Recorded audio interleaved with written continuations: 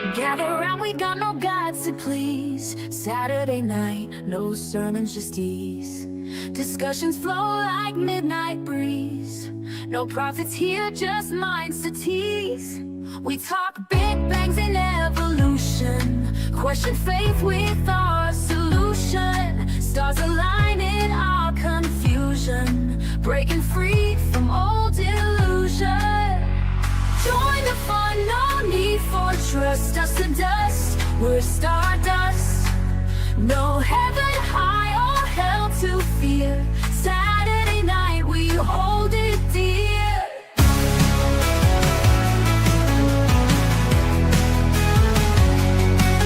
Fun and laugh at myth believers. Here we're all truth seekers. Open hearts and swift deceivers. Make your stand, no hidden levers.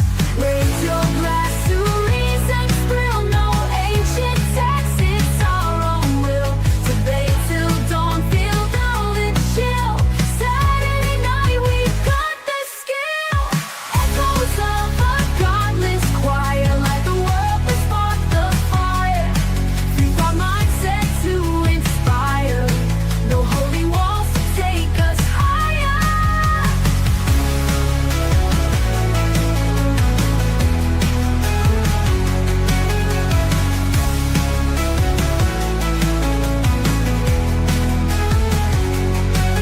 Join the fun, no need for trust. Dust to dust, we're stardust. No heaven high or hell to fear. Saturday night, we hold it dear. Join the fun, no need for trust. Dust to dust, we're stardust. No heaven high or hell to fear. Saturday night, we hold it dear. Join the fun, no need for trust.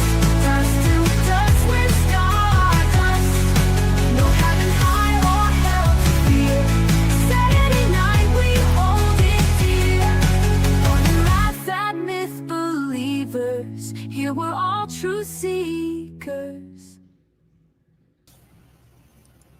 Hello, everybody. Let me get us over here. There we go. What we got Slim all covered up. That's okay. Anyway, Oh my goodness. it looks like just me more down there. tattoos. Put you down Yeah, here. We'll switch you with Simos here. Thank you. There we go. Yeah. Everybody knows Simos's picture already. Yeah, welcome everybody. We're gathered here again for Saturday night at the Atheists, and we're joined with a panel of atheists. We're joined by Scott Duke. We're joined by Brainless, Mike from and Scott also from Answers in Atheism, and also Simos, our usual panel, and joined as a special guest tonight, we got Slim Cyborg himself. Welcome, Slim. Good to have you at the Saturday night at the Atheist and at the Captive Desk. I've been on Slim's channel a bunch of times, usually when we're talking about something that has to do with Bigfoots, and it's always a good time. And of course, you can always find Slim's link in the description because that's usually where we find Brainless. So we put Slim's link in the description every week. So make sure you check out the description, subscribe to Slim and Simos and Answers in Atheism, where you'll find Mike and Scott and sometimes myself. And we also, while we're talking business, let's drop down in the description and take care of business. Because Friday, July 25th, Austin Sims has confirmed his debate with Katrina Cook about evolution. It's only going to be about science, and yours truly is going to moderate, try to keep things on topic. So that ought to be a lot of fun. And again, you'll find everybody's links in the description. And you'll also find there's a GoFundMe for Ember's medical bills. If you've got it like that, if you could please help out. I see the money figures have been going up and up over there. There's been a great outpouring of help. So thanks, everybody. And yeah, if you got it like that, consider helping out Ember. The link is in the description. You're also going to find, and in the side chat, thank you very much. You'll also find my link for the Grassman Chronicles, where, back to talking about Bigfoot, where I usually talk about cryptids, ghosts, and aliens and otherworldly things, those kind of fun topics. You're also going to find the link for Bree, HiveSci. I was on with Bree last night. She's doing a new show on Friday evenings called Charlatan's Web, and we were covering rather an infamous hoax Bigfoot guy named Todd Standing. That was a lot of fun. Oh, goddamn him. Yep. Yeah, we were talking about him last night. You know him, don't you, Slim? Yeah, I know. Okay. So, make sure you check out Bree at HiveSci. And, of course, I start my Saturday mornings with Bree with her show Saturday mornings. And, again, so you can do Friday evening and Saturday morning, as well as she's also on the Transpositions, which is on Thursdays. And while you're over there, as I was showing off my T-shirt last night, being on with Bree, I, of course, wore my T-shirt that I got from Bree's merch store, where you get T-shirts with all your favorite cryptids on them. So if you're going to get a new T-shirt anyways, get one from Bree. And Bree right now is going full time. So if you can help out Bree as well, every little bit helps. Much appreciated. And we also have the Kentucky Atheist link with his link to his affiliate with the code and everything there, and a link to the featured video. So there's all the business going on in the description. All right. Nice. And with that, how's everybody doing this evening?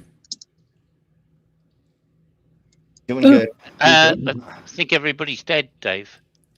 I think so. It got real quiet. It takes me forever to find the little unmute part of the streaming part. I mean, I know where it is. I click on it all the time, but it's for some reason when you ask me a question, I can't find it. It's like I get rattled fast enough. And let's say hi to everybody. We got Katie joining us. Good to see you. Tilting Windmill as always. Always a pleasure. Thank you for always being there with us and dropping emojis and links and all the good stuff. Appreciate all your help, Tilting Windmill. And we've got Joe from the Kentucky Atheist, who I was just talking with before this show. Always great talking with Joe. And we were talking about the ARC protest. If you don't know, I was at the ARC protest, and Joe showed a video, and you could see the back of my shirt, and it's just dripping off of my hair. And if you had any doubt how hot it was there, my shirt showed it. And the big boat arc thingy that in Kentucky. Yeah. Yeah, we went to the protest, and we stood in 95-degree, 95% humidity, hell on earth to do our thing. We had a bunch of great speakers there. A lot of YouTubers were there. A lot of personalities were there, and a bunch of people stopped by as well. It was just great meeting everybody. A lot of, some of us feel like we're old friends, right? And that's kind of what it was like whenever we finally got to meet everybody in person. And I've been talking about Ken Ham for a lot of years, so I was overdue to go there and hold my sign. Go ahead, Once again, Simos. Dave, the irony of being in a place where you could use a flood Yeah. with that kind of heat, Yeah. And we got, and Joe was sending folks over, and I always appreciate it. And everybody stopping by. I was over with Joe, hello, including Dade Murphy, who I also met at the protest. And I have a mug from, that's really cool. And it was really great meeting Dade.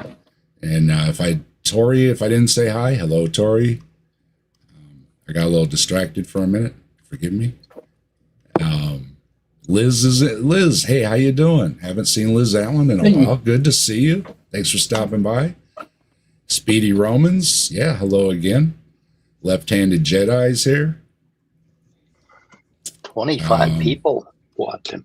25 people. Yeah, hello, everybody. Thanks, everybody, for dropping by.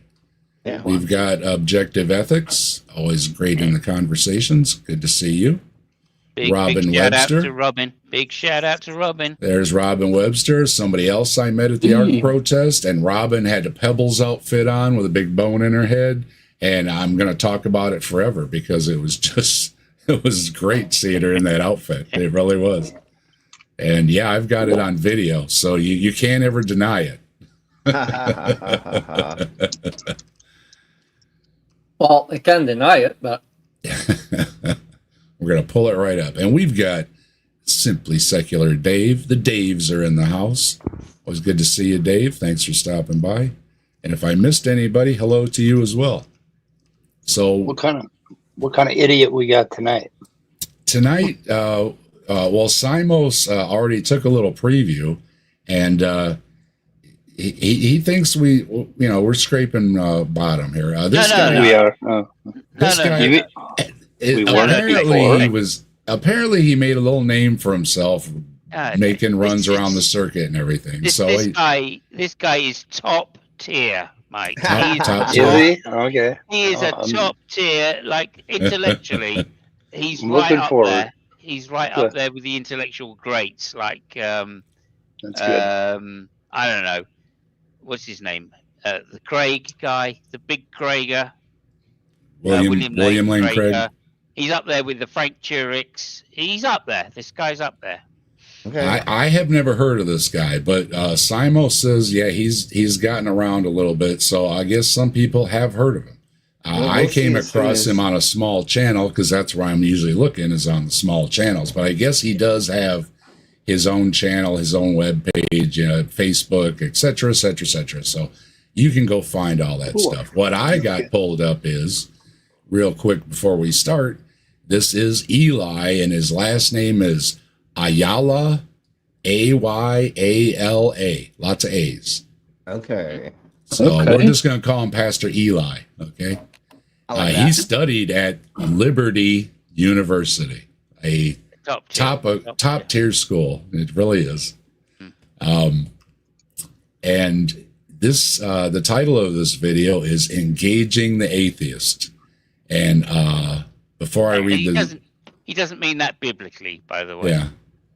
Before I read his little bit there, a little bit real quick is, he graduated Liberty Baptist Seminary, where he earned his Master's of Arts in Theological Studies and Master of Divinity.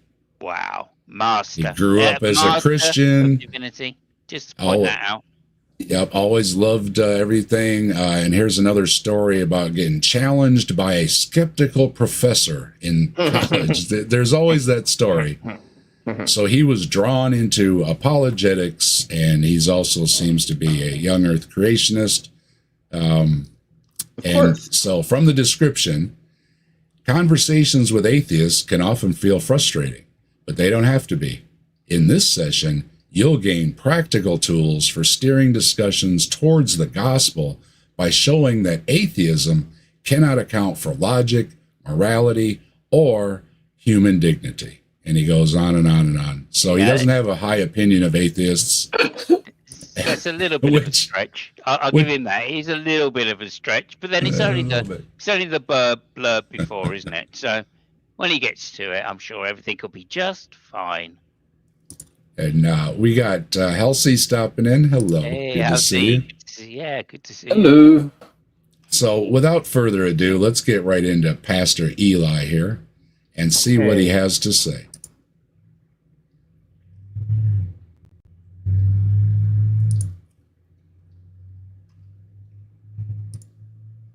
Oh, this is good. All right, well, so this morning session is how to engage atheists.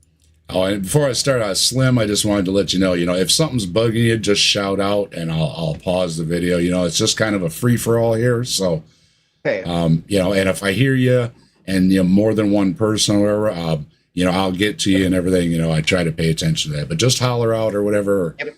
Okay. Perfect. Yep. Okay. Atheism, or you can kind of rephrase it and say, how do we engage atheists? Okay. I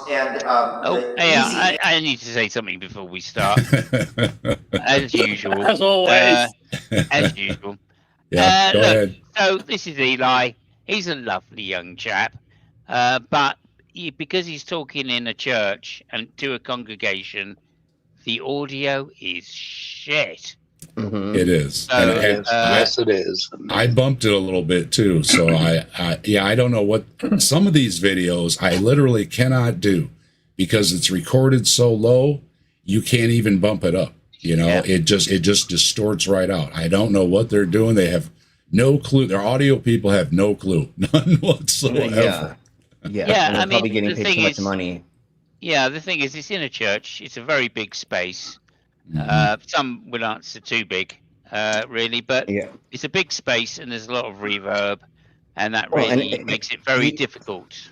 He's not getting anywhere close to his mic at all. I mean, I can't even see it past. I'm guessing it's this little thingy-mabobber on the left of his laptop. It's not anywhere close to his mouth. So yes, of course, it's going to be shite. I went to college for electronic music production. I learned how to run a 55-channel soundboard. So I know how to run like cathedral, sound in cathedrals and stuff. So yeah, no, that's the problem is these people. Yeah. There we go. Yep, I think that's very succinct, and unfortunately, it makes it a very difficult listen. But considering, especially as he doesn't actually say anything, he says 4 things in an hour, and you're like, well, good, okay. Anyway, I do have it broken up into sections, so if we seem to be getting a little bored with it, we can skip to the next sections because especially the last 2 sections are really good. So if this is a little slow at the beginning, just let me know. It's a little slow, Dave, and we can skip to another one because I've already broke it up into chunks. All right. Okay, so I'll say this then. The first section, I warn everybody, the first section is about the definition of atheism. And we know of somebody who has a Venn diagram for this. So if you've seen the Venn diagram, you can know what's coming. All right. Okay. That's it. I'll shut up now. Okay, if we're going to ask the question, how do we engage atheism? My answer is going to be consistent with what I presented yesterday. Okay, I'm all about biblical consistency. Okay, there is a very important connection between. Hang on a second, Dave. Biblical consistency. That's what he's all about. And if that isn't an oxymoron, I don't know what is. Yeah. How many languages has it been translated into before it got to English? Yeah, no, there's no consistency. That's not called consistency. Well, the easiest way to disprove it. We've covered folks here on Saturday, Slim. You might not know this, but they believe that the KJV was given to us in English by God. So nobody translated that. I believe from God in English. Everybody knows that God was an Englishman that came from Kent. Yep. Totes. My favorite is when people are like, God wrote all that stuff about America. You're like, are you kidding me? They didn't even know that was there. And like, it was just innate. Like they foresaw that there was going to be this. No, it doesn't say that anywhere, not even in Revelations. It kind of does talk about like a certain land being taken over and a certain thing happening, blah, blah, blah, then being the start. But it has to have, we all know the Jerusalem, the temple on the thing, and that's the beginning of the end or whatever. And then, the 12 tribes. And okay, I'm done. We know the things. Vic Lit stopping through. Good to see you. Always a pleasure. You can check out Vic Lit playing Dungeons and Dragons, I believe, over there on their channel. Nice. And if you're into that, make sure you drop in over there. That would be cool. Yeah, there's the place to go. And I see Ryan. Hello, Ryan. And Dux Y is in here too. And another Ryan. We've got 2 different spellings of Ryan. It's good to see you both. Defending the faith and doing that in a way that is consistent with the faith that we are defending. So if the Bible says something about the unbeliever, okay, because the Bible has a lot to say about unbelievers, doesn't it, right? Oh, yeah, it does. I didn't know that. Does it? That's why they don't like us unbelievers, because the book don't like us. Do not approach the unbeliever in a way that doesn't assume what God has said about the unbeliever. Does that make sense? No, it doesn't make sense at all. No, it comes out of your mouth, so why would it make sense? No, never mind. It just sounds condescending is what it sounds like. So. Very important, because we want to be consistent, okay? So how do we engage atheism? The answer is so simple, you can write it down very quickly. All right, well, Yeah. All right. Well, I've got my Okay, pen hold ready. on. I got my pen ready. Romans All right. 1, right? A fool in his heart says X or says something stupid. Yeah. You did. Hearts don't speak. Right? You had to That's bring it. up Hearts Romans, don't didn't speak, you? mate. So there we go. You had to bring up Romans, didn't you? I like Romans. No.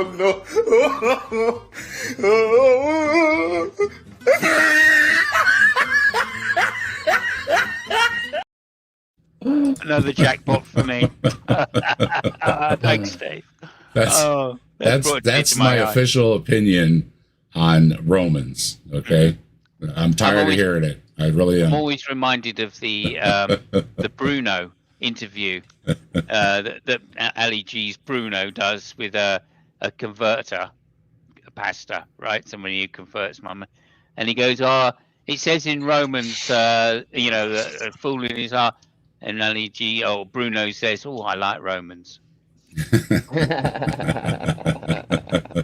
Yeah, exactly. We engage atheism biblically. Okay, that's very, very simple. Okay, because the Bible does speak about atheism, although the word necessarily is not used in any explicit sense. As you guys know, that the Bible says the fool says in his heart, "There is no God." Oh, really? And the way I have understood this explained is that is not exactly just talking about non-believers. It's talking about other religions. Yeah. No, they're talking about the pagans. They're talking about the pagans that believe in the blah, blah, blahs, and that's what most of these mean. At the time, they never even thought there were going to be atheists. That wasn't not even a thing back in the old world because everybody believed in something, Just pick a different god, right? Well, yeah. Well, yes, and but you get what I'm saying, right? I mean, there were a few special people. Right? No, obviously. Democritus and there was a cult.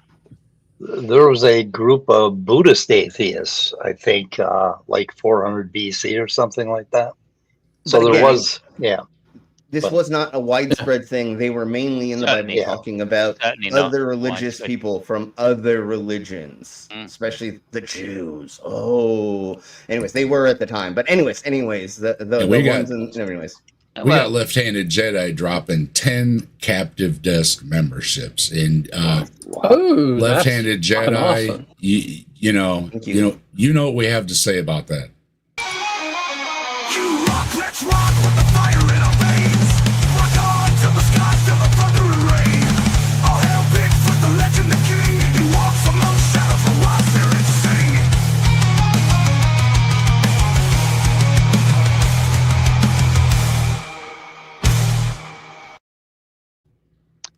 Awesome. And let me see if I get the. Who did they go to? We got Vaughn, Agent X, Ryan Donovan, HEDE, Hedek, HEDEC, Ryan Cultastic, Casey Randy, Jessica the Trans Metal Alchemist, awesome. Alma, and Caterpillar. Wait a minute, and Hill Hugger. Nice. Very nice. Thank you very much. And let me get back. Sorry, I got to switch screens. And Left-Handed Jedi, thank you very much. You rock. And irony, though, back to the video, irony of irony, of course, shortly after, it was the Christians that were known as atheists. So there you go. There's an irony for you. And there's Oceanus dropping in. Hello. They believe in the Greek gods. Yeah, I've brought that up before, that the Christians were called atheists, and they give you a funny look, right? It's like, well, sorry. Yeah. Okay, very, very important. The Bible also suggests something very interesting about atheism. I doubt it. Atheists, and that is, atheists don't exist. We don't exist. Oh no! Oh no! You're not saying that we don't exist. I mean, come on, really? I mean, would you really? What are we doing here? What we're doing here if we don't exist? Yeah, exactly. I don't know, but you know when they start talking about atheists not existing, I get the urge to look something up. And yeah, if we don't exist, then what are the 34 people watching? I don't know. Not, I not just don't. that. What was the epiphany that I had when I finally let my brain be okay with knowing that I don't know what's going to happen after we're dead, you know? Like my whole entire life, it was like, oh, it's easy to just be like, okay, there is a God. We get to go somewhere after a thingy. And then after all the stuff I saw and everything I read, eventually I sat there like 14 years old and went, yeah, no, there isn't shit. Like, it's so much easier to like think there is, and there to be this comfort zone and like, you know, but yeah, no, screw it. I figure, you know, I'm like, I had the epiphany finally where I like let go and went, no, there is no God. There's nothing we can do. No, that did not happen. And that was not a pivotal moment in my life.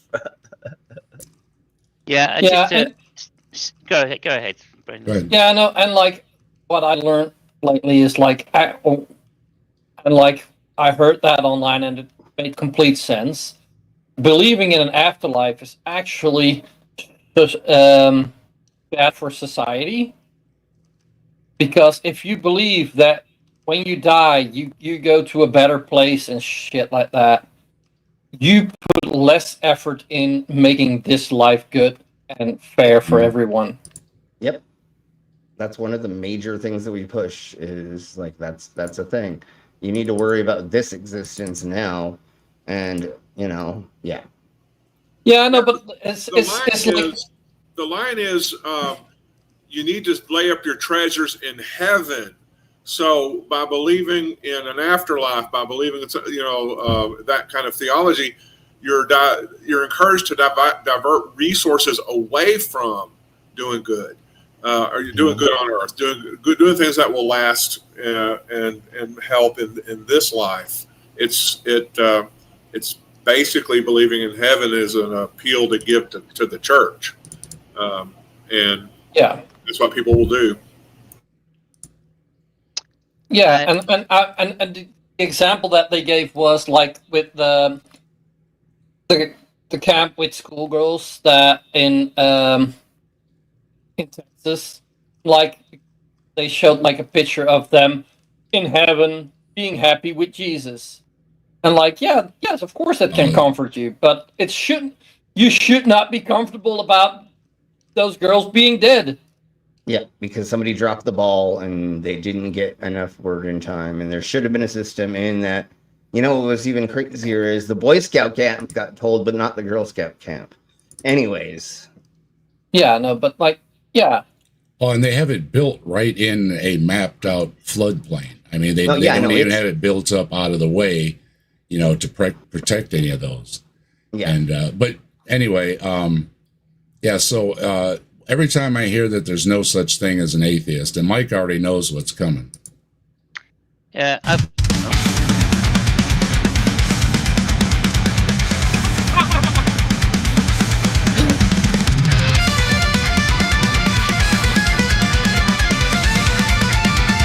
No such thing as an atheist. You guys do not exist. We do not exist. That motherfucker.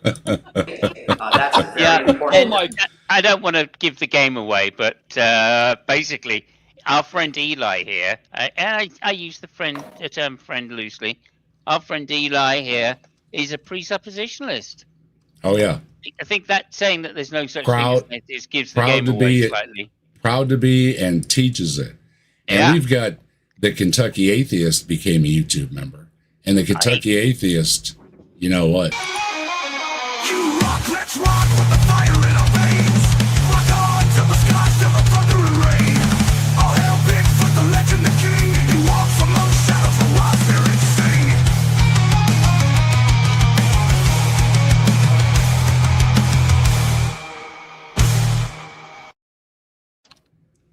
Joe, you rock. Appreciate you supporting the channel. And I see somebody else became a member as well. We got Dade Murphy also became a YouTube member. And Dade Murphy, you get one too, man. He rocks. You rock, let's rock with the fire in our veins. Rock on till the skies, till the thunder and rain. All hail Bigfoot, the legend, the king. He walks among shadows, the wild spirits sing.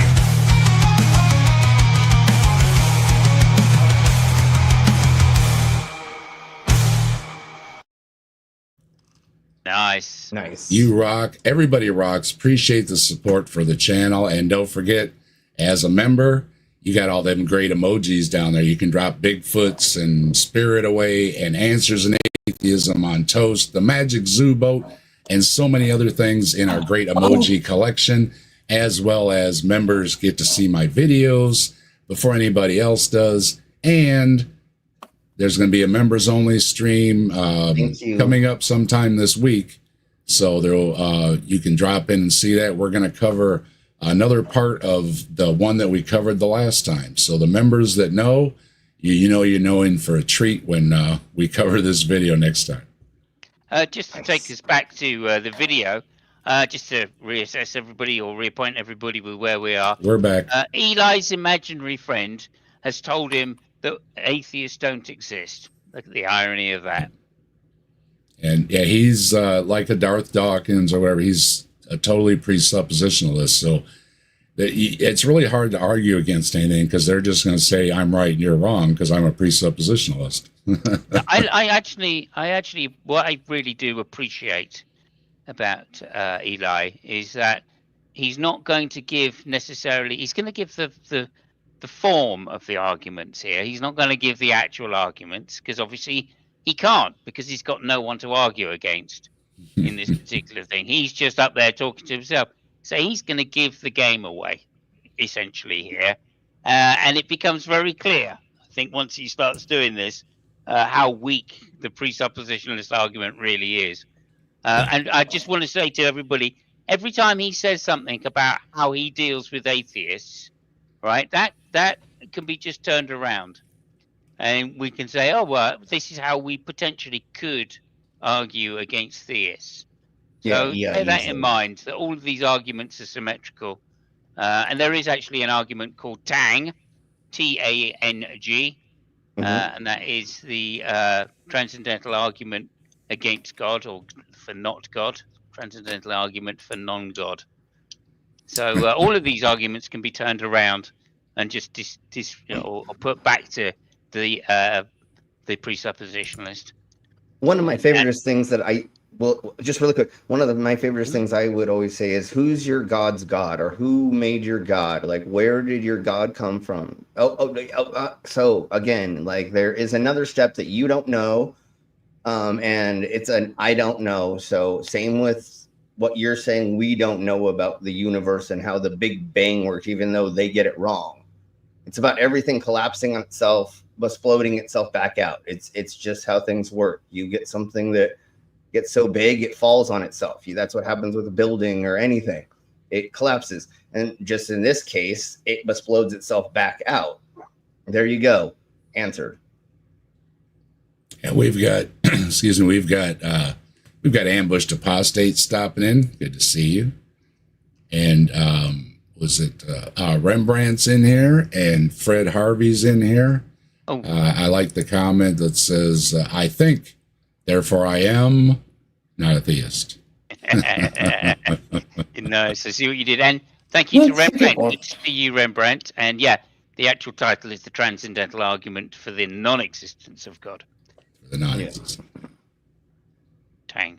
Question, important point to keep in mind. It is very tempting, okay? I didn't do that either. That's their camera people. To believe what the unbeliever says about himself as opposed to what God says about the unbeliever. It is the most tempting thing to do because you want to have a meaningful interaction. You want to have a respectful conversation. You want to meet people where they are. No, it's you very do easy not. to forget that from a They do biblical not. perspective, from a divine commentary. Hang on there.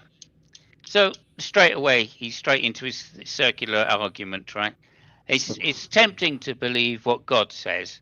Well, how do you know what God says? Well, it's in the Bible. How do we know that God said it? It's in the Bible. So just to point this out, again, this is the beginning of circularity. They like to slip it in early.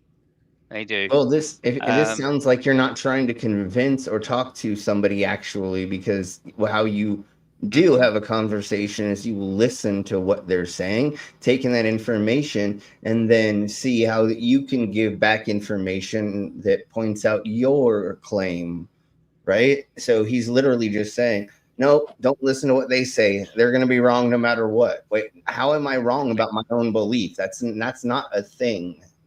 Well, well, he explains that in a minute as it goes, but yeah, that's fine. That's fine, Sim. I think your point is well made. Perspective on the heart of the unbeliever that you're speaking with.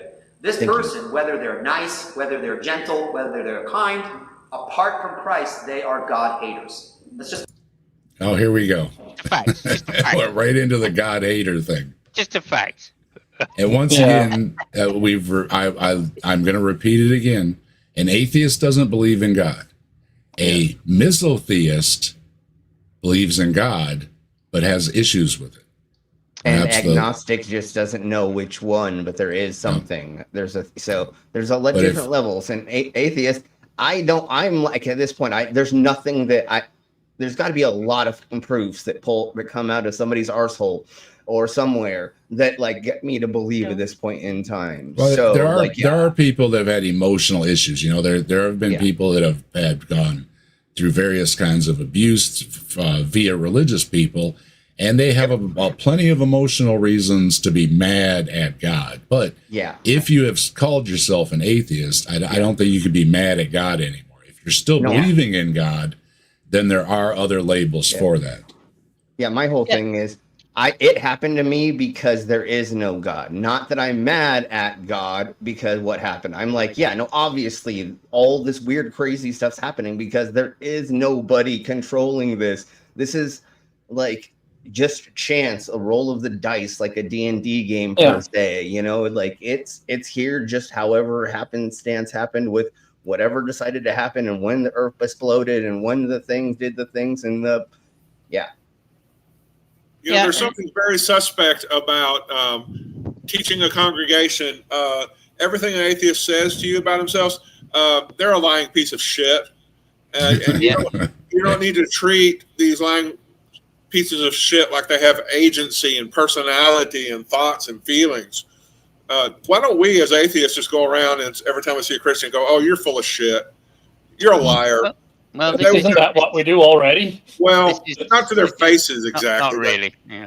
But this is kind of it, right? He says we're all God haters because we don't believe he exists, because we don't believe God exists. Well, what does that make this man? That makes this man an atheist hater because he believes that we don't exist. Yeah. And how can you think something that doesn't exist? You know, I might hate an idea. I might resent a parent who maybe try to reinforce all this religious bullshit a little too. What's the word when they're real disciplinarians about it? But there are people who maybe represent the religion I might feel some way about, but really, once you have come to the conclusion there is no God, there's no God to hate. You can't be mad at God. Maybe I'm mad at myself for having believed this bullshit and not having a discerning enough mind, a well enough reasoned capacity. But certainly, I'm more mad at the people that make all the money off of grifting off of the religious, like fucking Kenneth Copeland and those mugs, all those people that get gazillions of dollars by convincing people that were tricked into it. Because I'm not going to call people stupid, because there are people with PhDs that are like still fundamental and they're in Scientology and they're still brainwashed into a form of a religion, which there are deities technically in that. That's not it. It's just somehow they were fooled into it, or something caused something in their life to happen to where they fell into a rabbit hole somehow of a cult religion or a deity. That's more what I learned. When I was younger and full of it, I was just like, "What are you, stupid?" But then as you mature, so to speak, you realize, there's many reasons why people could believe these things. I don't believe in God. I don't have proof he doesn't exist. No. But if he would exist, the God from the Bible, then I would hate him, because he's a war god. He doesn't want peace. He wants people to suffer. One of the things about presuppositionalism is that it tries to incite emotion from those that it's arguing in order to try and get an argument from them. It's one of the ways they try to shift. How many seconds are we into this video? It's not many, but it's one of the ways they try to shift the burden. And Well, that's what would happen. I find it laughable. I do. That's what would happen when I would talk to street preachers. They would do that weird flip thing, and they would say things, and it's like, wait, we didn't talk about the first stuff. Where did my audio go? Yeah, okay. We got I find it funny. That's the point I'm trying to make, and I really recommend that nobody gets insulted by a presuppositionalist. Just they deserve our pity more than anything. Unduloid has a comment that the emotional reasons are irrelevant. What is relevant is that you can show that your God actually exists, and you can't. And thanks for stopping in. Also, I see Azho stopping in here. What's up, Azho? Good to see you. Welcome, and everybody. Ella Minnow. Good to see you, Ella Minnow. Saw Ella Minnow earlier. And I think I'm caught up. Hello, everybody. I'm pretty sure we all know what an atheist is. Sorry, my audio cut out. No, we don't. We don't know anything. Oh, none of us know. We're a bunch of dummies. Not yet. We will get to what an atheist is. Okay. Let's go. I'm pretty sure he has a slide for it. Everything. Oh my Jesus! He doesn't have a Venn diagram like some people, but he does have a slide. Awesome. Okay, I'm down for that. Yeah. Oh yeah.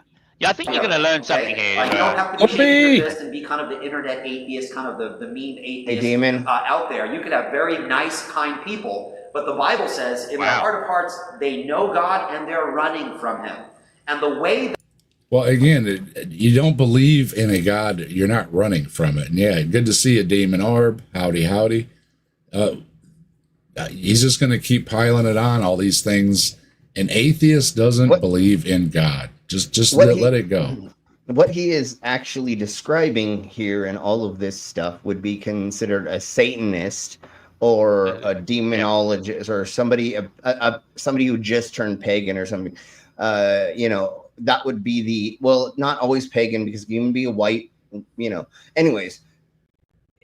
Those would be the versions of something where you're like, screw God, now I am going to be in the antithesis, I'm going to be on the anti side of it, and now I'm going to be for Satan, now I'll do everything for the demons. And that is what he's actually speaking about, because again, like we've all said, we don't believe in this made up fairy sky daddy story that there is something, so I can't hate something that isn't a thing. Viclet says, dude needs to stop running from Puff the Magic Dragon. He's just denying Puff in his unrighteousness. Correct. That's correct. Again, it's the presuppositional shtick. I love using that word because it came from Darth Dawkins, but it's just a presuppositional stick. It's just a script, right? Yeah. Don't let it get to you when you talk to these people, because every time you start getting like, I think that's really it, then they kind of win. That's what they want. They want to engage your emotional core rather than your reasonable core. He's self-described as an expert on it, so he teaches other people how to do presup. So it is a word game. Yeah. When you see him doing his presup, it's actually one of the nicer presups to listen to. You'd think that he isn't. You'd think he's much more Van Til than he is, but he's not. He is actually Greg Benson all the way, which means he is a complete shit as far as I'm concerned. Okay, let's crack on. That they run from God is it might be very subtle explanations as to why they don't believe. When you dig a little deeper, you'll find that there is an animosity there that can only be remedied by the transforming power of the gospel. Very, very hard. And other religions say the same thing. Well, you just need to find peace in whatever religion. That's your problem. It's not unique to Christianity, but he thinks it is because he's presupping. It's crazy that he thinks that. It's crazy. He thinks the gospel is like, I know, I get it, but like the gospel, Jesus Christ, that's the craziest. And it doesn't mean anything. You need the gospel. Right. It doesn't really mean anything. What are you talking about? I need what? Yeah, you're right. Just say, well, if you believe in Jesus, you get to go to heaven. Saying, you got to follow the gospel or whatever. It's kind of nonsense. Where you're supposed to follow every word. You can't do that. It really doesn't mean anything. You're right. It's just an all-encompassing. Pigeonholed.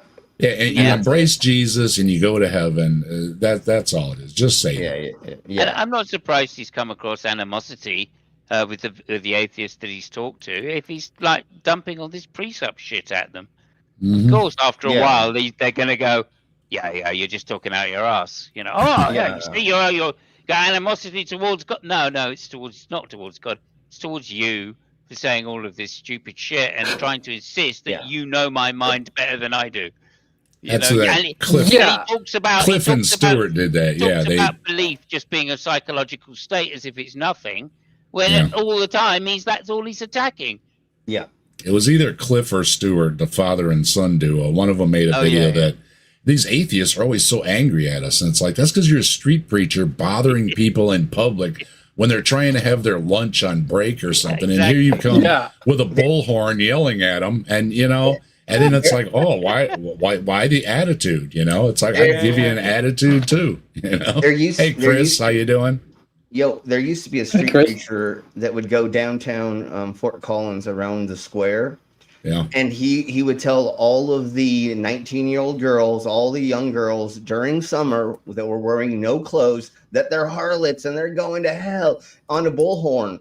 So I would walk up to him and I'd be like, hey, bro, you can't do that in a college town. I'm like, you can't really. And so me and him got into it a handful of times where I got him to just leave. And then he had his cohorts take video of me.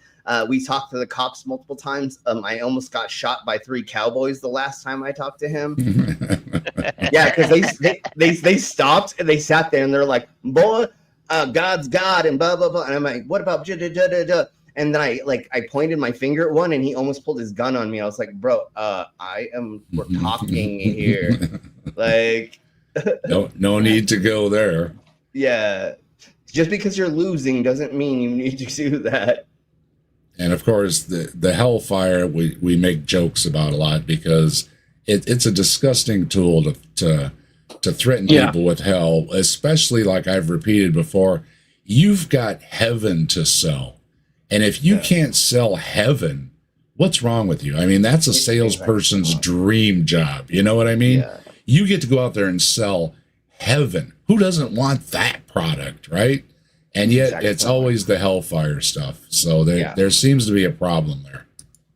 We say we believe in a God who we cannot see, so we're not strict empiricists. That is to say, knowledge comes simply through seeing, okay? But we act like empiricists. That's not what empiricism is. Mm. Just to point that out, that he's wrong straight from the off, right? Go ahead. What's an empiricist? Well, I mean, there's several different things, but basically an empiricist is someone that believes knowledge comes through and from the senses, right? But there's a little more to it than that.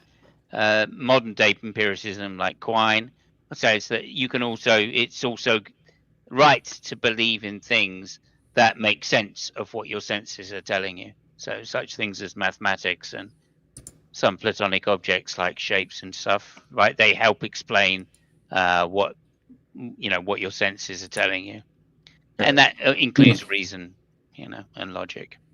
I thought it was being a stormtrooper. Never mind. Just keep going. Imperialist. Never mind. Yeah, I guess. The unbeliever based upon how we see them. Okay, and we need to be able to see as God sees, in the sense that God does not look at outward appearances. God looks at the heart. God has given you a cheat sheet on the unbeliever's heart, and you need to know what that cheat sheet is. Well, you said you were going to give me something to make a note about, and I'm still waiting on that. Now I'm going to get a cheat sheet. Make up your mind. More like bullshit.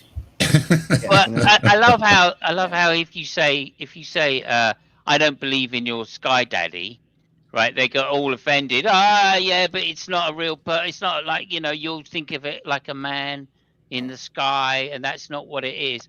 And yet here it is. God sees you. Mm-hmm. So God has eyes then, yeah? No, well, and no, it no. sits, God it doesn't sits have on a eyes. throne. No. It's got to have a rear end, right? Yeah, It sits on a throne. So it's when they, their cheat sheet is basically saying that you're a human. That's basically the cheat sheet, and they don't accept it for themselves. If you turn around and say, "Well, you're a human too, aren't you?" They go, Oh, yeah, all humans lie. I'm a special type of human. I'm a Christian human. That's very different from a normal, everyday human.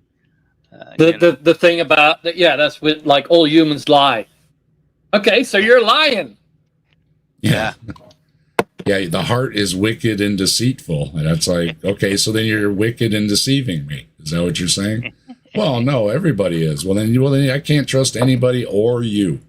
It's not a winning argument. Yeah. Okay, so we engage atheism, and we engage with atheists biblically.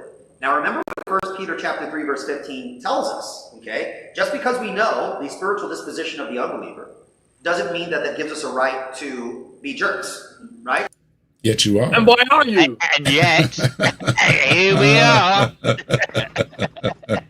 Here we are being told we don't exist. And of course, Peter, he's talking about be prepared for defense of the faith. How is he going to pull himself out of this fucking hole that he has already dug himself? Oh, he just got started, Slim. He doesn't, Slim. Yeah. Of course he doesn't. Duh, Spoiler obviously. alert, he doesn't. Yeah. Okay, well, but here we go. That's the 11th commandment I talked about yesterday. Thou shalt not be a jerk, right? That's why in 1 Peter 3:15 it tells us that we are to set apart Christ as Lord in our hearts, always being ready to give a reason for the hope to anyone who asks us the reason of the hope that's within us, yet doing so with gentleness and respect. But gentleness and respect is... But... well, I'm going to redefine two words. I'm going to redefine gentleness and respect, yeah. To, I'm an asshole and you deserve it. Yes. Not logically incompatible with being straightforward, logically rigorous, and biblical, right? It is not. There's nothing against being gentle and respectful when I say, hey, that's illogical, or hey, that's wrong, right? We need to be able to say those. Depends what you're saying is wrong. Christians like to say a lot of things are wrong that most people don't really think are wrong. So, telling somebody what is wrong, like teaching your children right from wrong, these kind of things or whatever, sure. But you're going to stretch what's wrong really wide, right? Yeah, I mean, no, it is disrespectful to tell some people that their lifestyle is wrong when all they're trying to do is be a loving person. Yeah. Well, Hawaiian shirt guys won't let you listen to rock music. He won't let you watch football games. Every time he's just giving himself off as just a miserable, lump that is just waiting to die and not enjoying any of the things like watching a sporting event if you like it. But that going is to a what concert religion if is. you like it. Yeah, it is. It takes all the fun out of everything. That's totally. Yeah, but if you're not having fun, you're not spending your money, so you gotta give it to the church because that's more important. Yeah. Yeah, I don't believe Why it, Dave. work on this life? Like, just do as your dad tells you. I don't believe him. I don't believe him, Dave. I think he's probably sneakily watched some beach volleyball once in a while. You know what I mean? Yes. Yeah. Yeah, probably. Things and be okay with the fact that that's not inconsistent with being, loving and respectful and gentle, right? We speak the truth in love, as the Bible teaches us, but we speak the truth. Amen? Okay? So that's again that abuse of that truth word. Everything that he says is true. And it's good for you, right? Yeah, speaking in love to this man, Eli here, you're an asshole. You're an asshole. I mean that in the most loving way possible. You understand? I really hate when people do the forced amen thingy mabobber. And then I didn't hear anybody cheer yet. And I know you stopped it right before maybe. There was way too much of a pause if there is any cheer. So let's. Well, it's a reinforcement.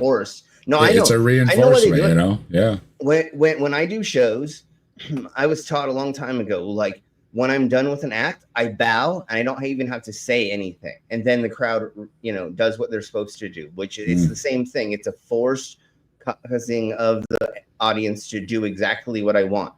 The bow makes everybody cheer because they know. And so it's just when you say amen, everybody does the same thing.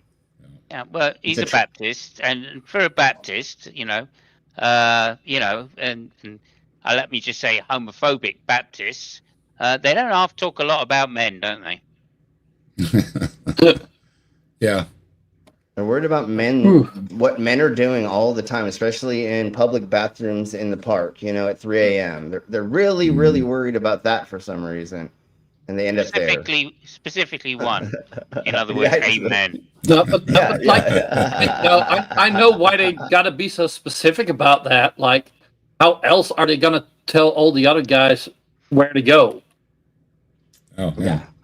Well, there are the apps. There's Grindr. We know that every time there's a right-wing convention or there's a religious convention, that Grindr explodes itself as the app, and they have to shut it down and restart it every time because so many because the missus is at home and you're away and you've got a room and Sure and there's all these other men there. Why isn't there any bowling ball in your bowling bag, right? So anyways, we engage biblically. Okay, Romans 1:21 says, "For although they..." Oh no! Did he actually say it? No.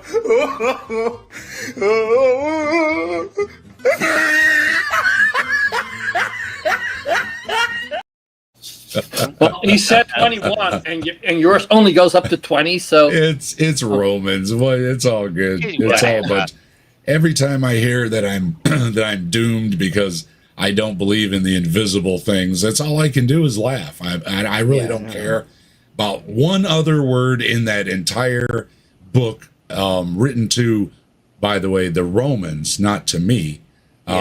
Is that I just laugh because I just seriously it's a bunch of nonsense, and it's not even written towards me. Paul wasn't happy about how the Romans were behaving. So leave me out of it, right? To be fair, a lot of people feel the same about the Romans back then. Yeah, and the thing is...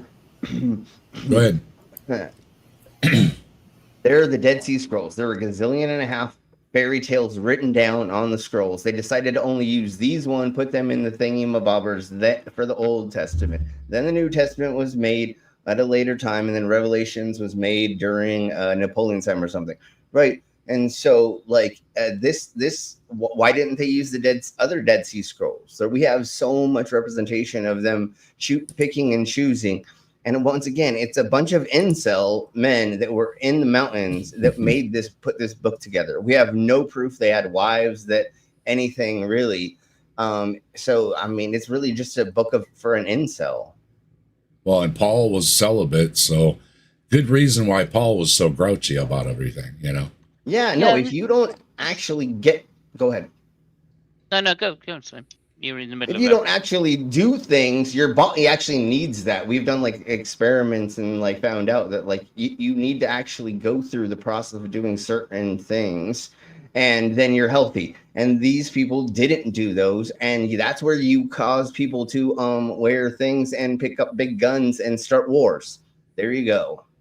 Something that occurred to me just last week when we were going through something, actually, Dave, was when the Bible was collated, I'm going to use the collated term. When the Bible was collated, there were plenty of other Gospels which had been recently written, right? Thomas and Peter and many other Gospels, and they were around, right? And we still have copies of them today. Yes.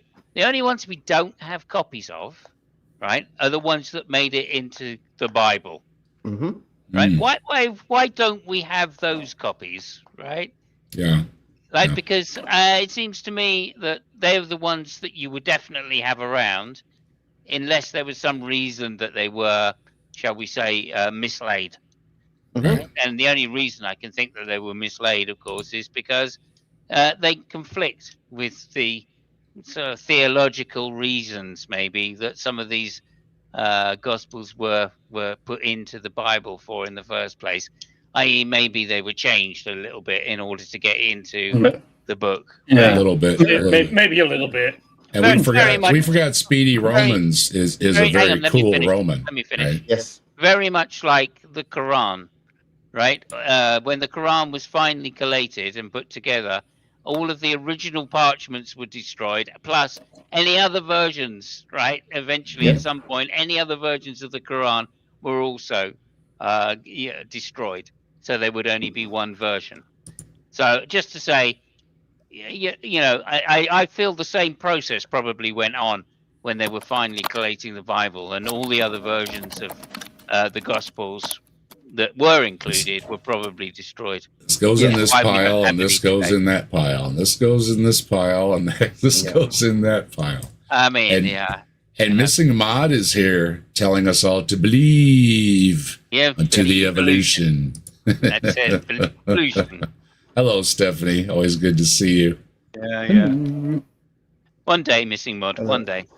I'm going to believe. I mentioned you when I was covering Bread of Life, talking about Mel Gibson denying evolution, and it was something about believe or something. A sentence and a half. Sorry, I've got to interrupt you there.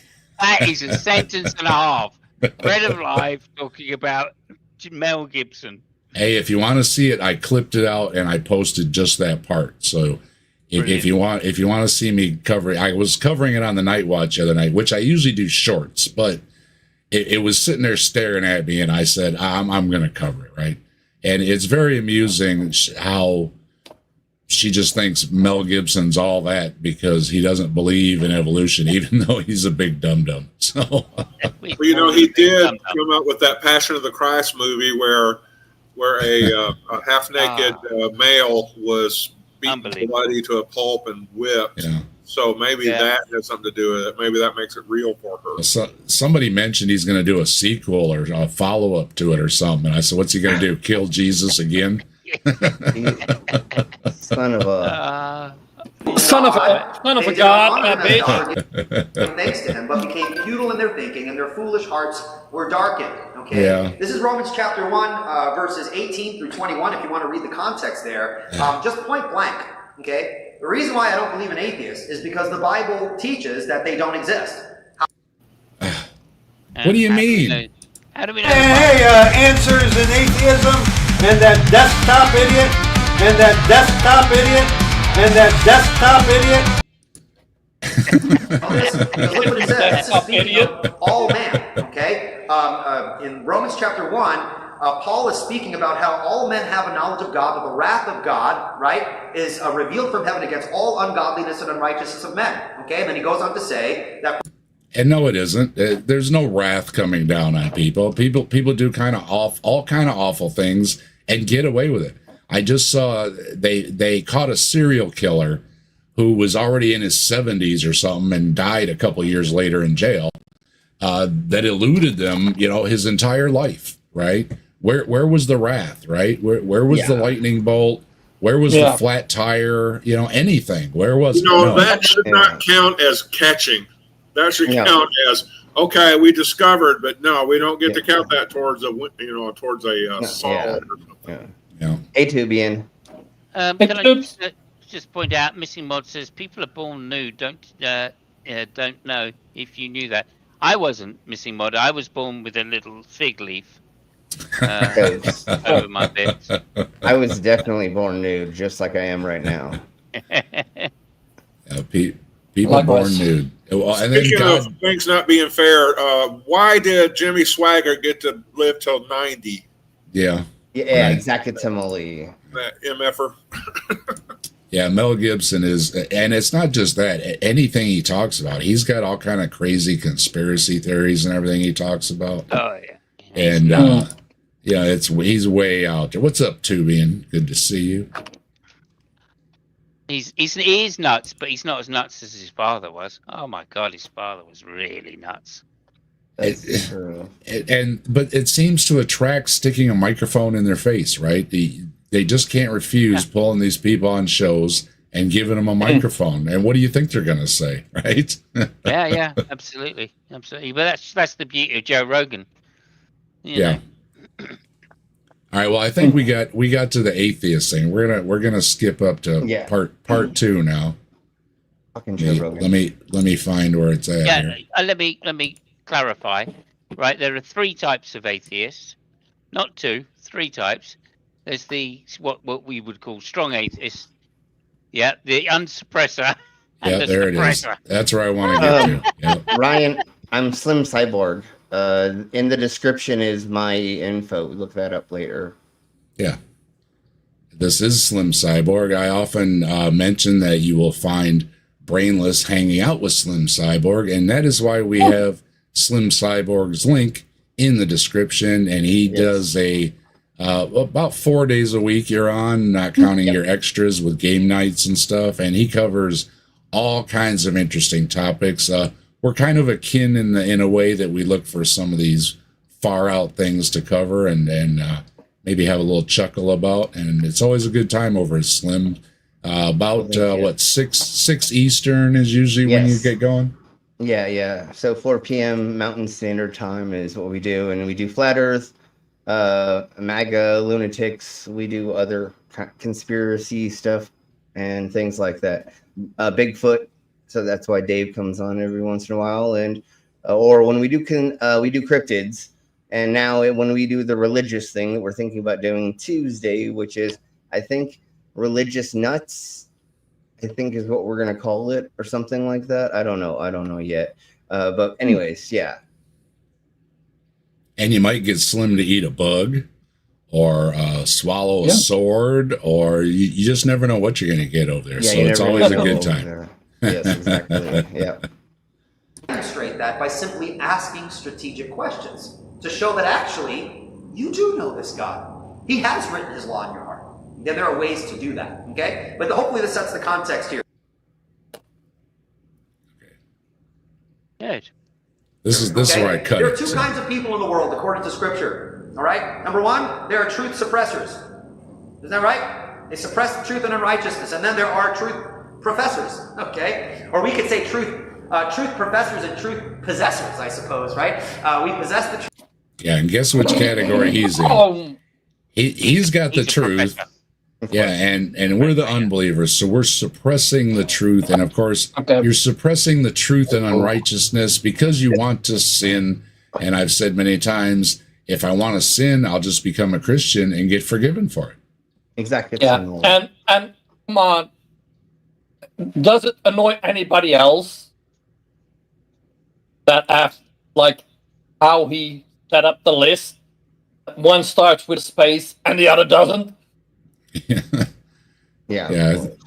Not, Sorry, that annoys the shit out of me.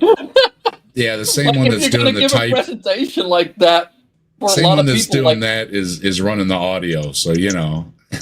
Yeah, no, but like you check that shit like 10 times before you show it to people.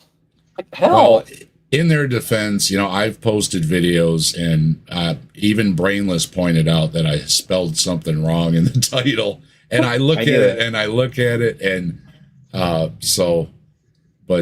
yeah, because he's not very likable, we'll poke fun at it anyways. Yeah, hey, Victoria. Hello, Just annoyed Victoria. me. Good to see you. I think Truth, we profess the truth. The unbeliever suppresses the truth. But notice what they suppress. They suppress the truth. So to Wow. I did notice that, actually. The truth suppressors suppress truth. yeah, Okay. that's what he's doing. Notice How come? the professors are professors of truth.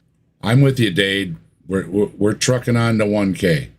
Nice. You can't get much I- more presuppositionalist than that. I appreciate everybody, and I do check my numbers, and my subscribers watch my videos. They leave me comments. They say they got a chuckle and stuff, and I appreciate everybody that watches my stuff. And my channel it steadily grows, so I'm very happy where I'm at, and I appreciate everybody that's helped me out. But Yeah. 1K would be nice. Yeah. That would be. Yes. And yeah, don't forget, subscribe over at Dade Murphy too. You want some laughs? Dade's got them for you. Okay. Check that out. suppress the truth, it logically entails that you are in possession of the truth. All right? No matter how hard... What, could you just wind that back? If you suppress the truth, it means you're in possession of the truth. Is that what he just said? Yeah.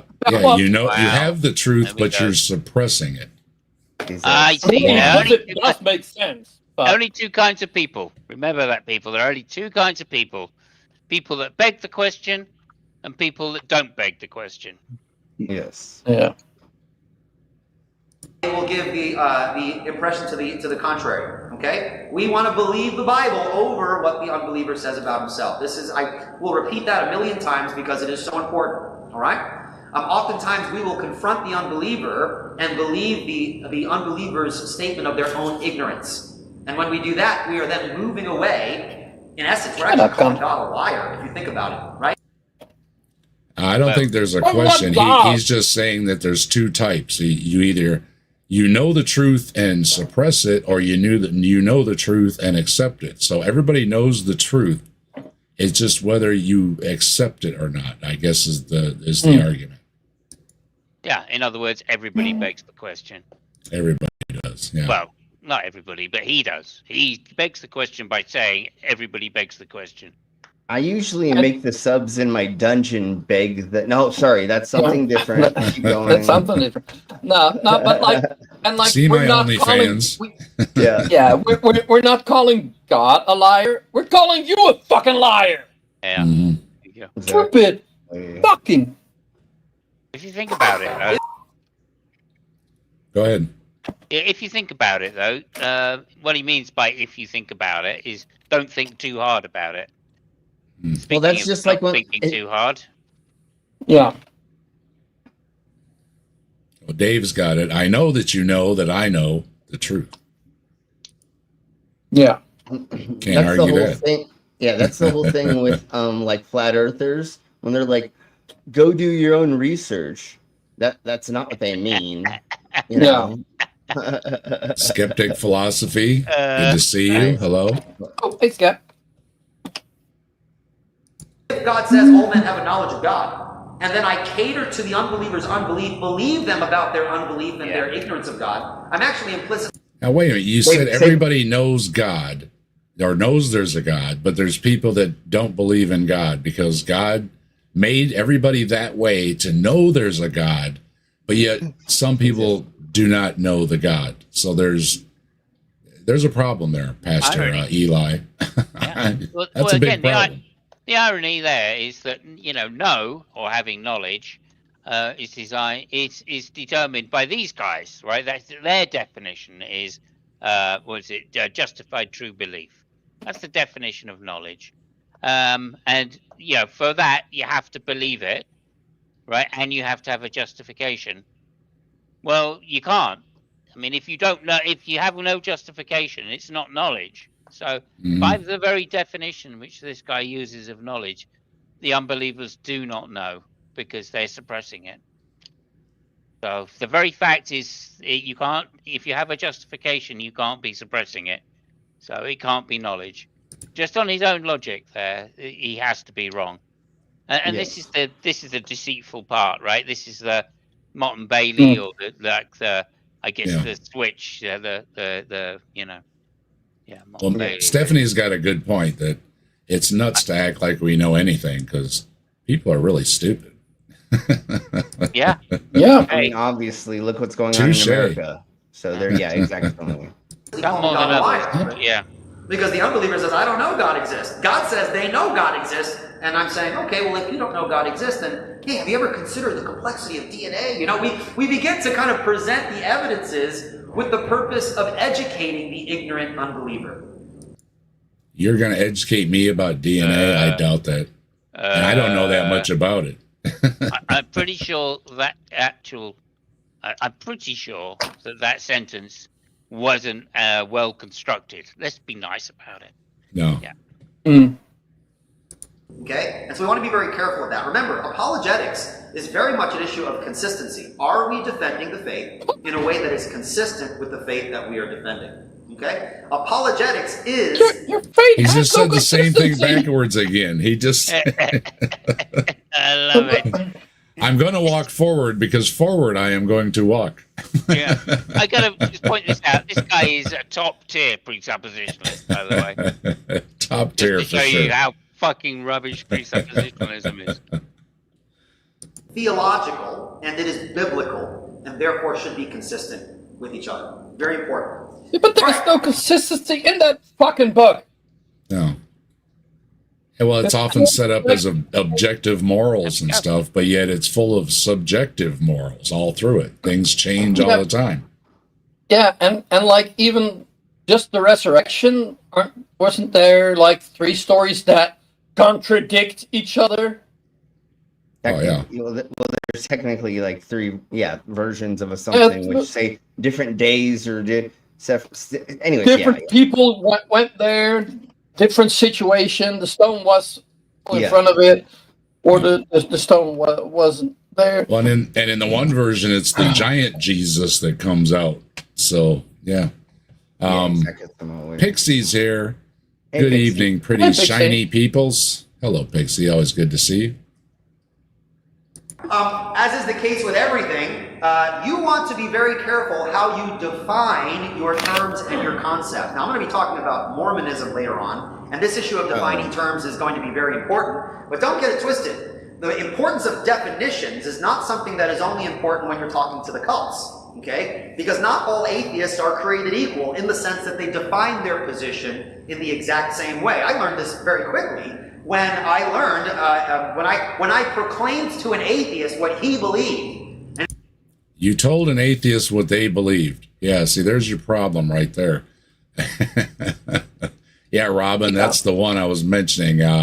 The giant walking, talking cross that came out. Yeah, that's, yeah. What? So which version is it, you know? Is it the... Never heard about that one. Yeah. Oh, yeah. I think Bart Ehrman might give a talk about it or something like that. Yeah, I've heard that. Yeah, one of the versions, it's totally what do you want to call it? Transformers or something. You know what I mean? Like this big thing comes out. Yeah. And the guy was like, "Dude, I actually believe in ghosts. I believe in spirits." And I was like, "Say what now?" An atheist, well, technically, an atheist doesn't believe in God. Dave, he did the glasses thing. He must. I know. It must be right. I mean, come on now. This is the highlight of the show, everybody. If you're not laughing now, you won't be laughing. I extend atheist to all supernatural things because I'm a skeptic first. But you can be an atheist and still believe in other things, because if you keep to just the definition of just God, then, if you want to follow your horoscope or whatever, there's really nothing stopping you from it. You can certainly believe in some supernatural things, right? Sure, like, of course. Yeah. Spirits and all sorts of New Age Californian bullshit. Like it's not Pyramids. Like being atheist just immediately makes you intelligent. That's where it is. I've never met an atheist who believes in the supernatural. They weird. Yeah, see, this is my question. I think I left it in the comments, is that I really don't think you've spoken to an atheist, because I hear these stories and it's like, who are you talking to? I do not believe that he is on. I believe he has talked to maybe a couple out on the street or in a small thing, but he was doing this backpedaling or this, blaming the whole time. Other than that, no, he's never talked to one. I don't think out like he's never had an atheist friend out in the open. He's never sat down and said, let's have a drink. No, that he's never met an atheist, honestly, and had a conversation. Yeah. Well, this is where I would point out, right? There's a difference between, I know he has, first of all. And secondly, he's talking to a congregation here. He's talking to all believers. If he were to represent what he actually knows to be the case, it wouldn't go over very well. He wouldn't get paid for the gig that he has to do. He has to be certain. He has to be I'm the boss here. I'm the authority. I've beaten so many atheists in my life in conversations that you just wouldn't believe how many atheists I've met and spoken to. And yet, here he is when he actually gets into a conversation with somebody who knows his shit, right? Knows their shit. And he's all as nice as pie. He's suddenly Mr. Well, I'm not saying that this is, and all of this rhetoric that he's putting out here, this is just for show. This is what I was comparing him. This is why I was comparing to the top tier, because he is a Frank Turek type guy, right? And there's somebody his argument sucks. He knows it, right? He knows his argument sucks, and yet, he has to make some money from it somehow. They're talking about Ehrman. He said it was a fact that Jesus was a historical person. Well, he's weighing it out, and as far as I'm concerned, I don't really think it matters. I think they could have used any martyr, anybody on a stick, and wrote a story about, around them. Whether Jesus was real or not, I don't really care how people go either way. I know there's, in the middle, then there's extremes of mythicists and then everything, and I really don't think it matters, because I think they were determined to break off from Judaism, and that's what they did. Yes, exactly. Enough, they didn't believe in a divine being, but they believed that nature was such that there were spiritual entities like ghosts, and they just exist. Now, that's a very irrational and inconsistent position. No, it's not. Oh my God! Did he go believing in things you can't see irrational? But remember, he's talking to a congregation. Yeah, totally. Right? So that's why he's saying it, right? Because everybody here knows, right? Everybody in the audience knows atheism is just answering one simple question, right? About the existence of God. That's it. It's not doing anything else. It's no work. It's no like worldview, right? It's not a worldview, and here he is having to portray it as such in order to having to construct this straw man of atheism in order to show his congregation that it can be beaten down. Because his congregation, if they get into talking with an atheist, they'll soon find a proper atheist, right? They'll soon find that it's not quite as simple as he's making it out to be. And these tricks that he's using just do not work in the real world. And he targets young people too. He's targeting young audiences. Yeah, and this is what they did about the satanic panic. He's making it the atheist panic, is what he's doing. Yeah. It's the same model of how they did that. It's a 4-letter word. I mean, you use that word in certain circles, and it's like a 4-letter word. Tons of mice. Good to see you. Yep. Nice. However, that's what the person believed. So when you're interacting with anyone, you always want to make sure the definitions are on the table. When someone says, well, I'm an atheist, my first response is not to say, well, have you considered this evidence or that argument? What's my first question? What do you mean? What do you mean by that? We're going to pull a Jordan Peterson. All right. Yeah. What do you mean by a word that has a very understandable definition? That's a toughie. Yeah. Just throw that one out there. Terrible. Yeah. Terrible. Yeah. And I would answer the fact that I do not believe that there is a God. Yeah. I don't have. I would just answer that I have a Venn diagram. So there's a Google Doc on it too. So and just because Fabio's in the audience, also that Venn diagram is peer reviewed.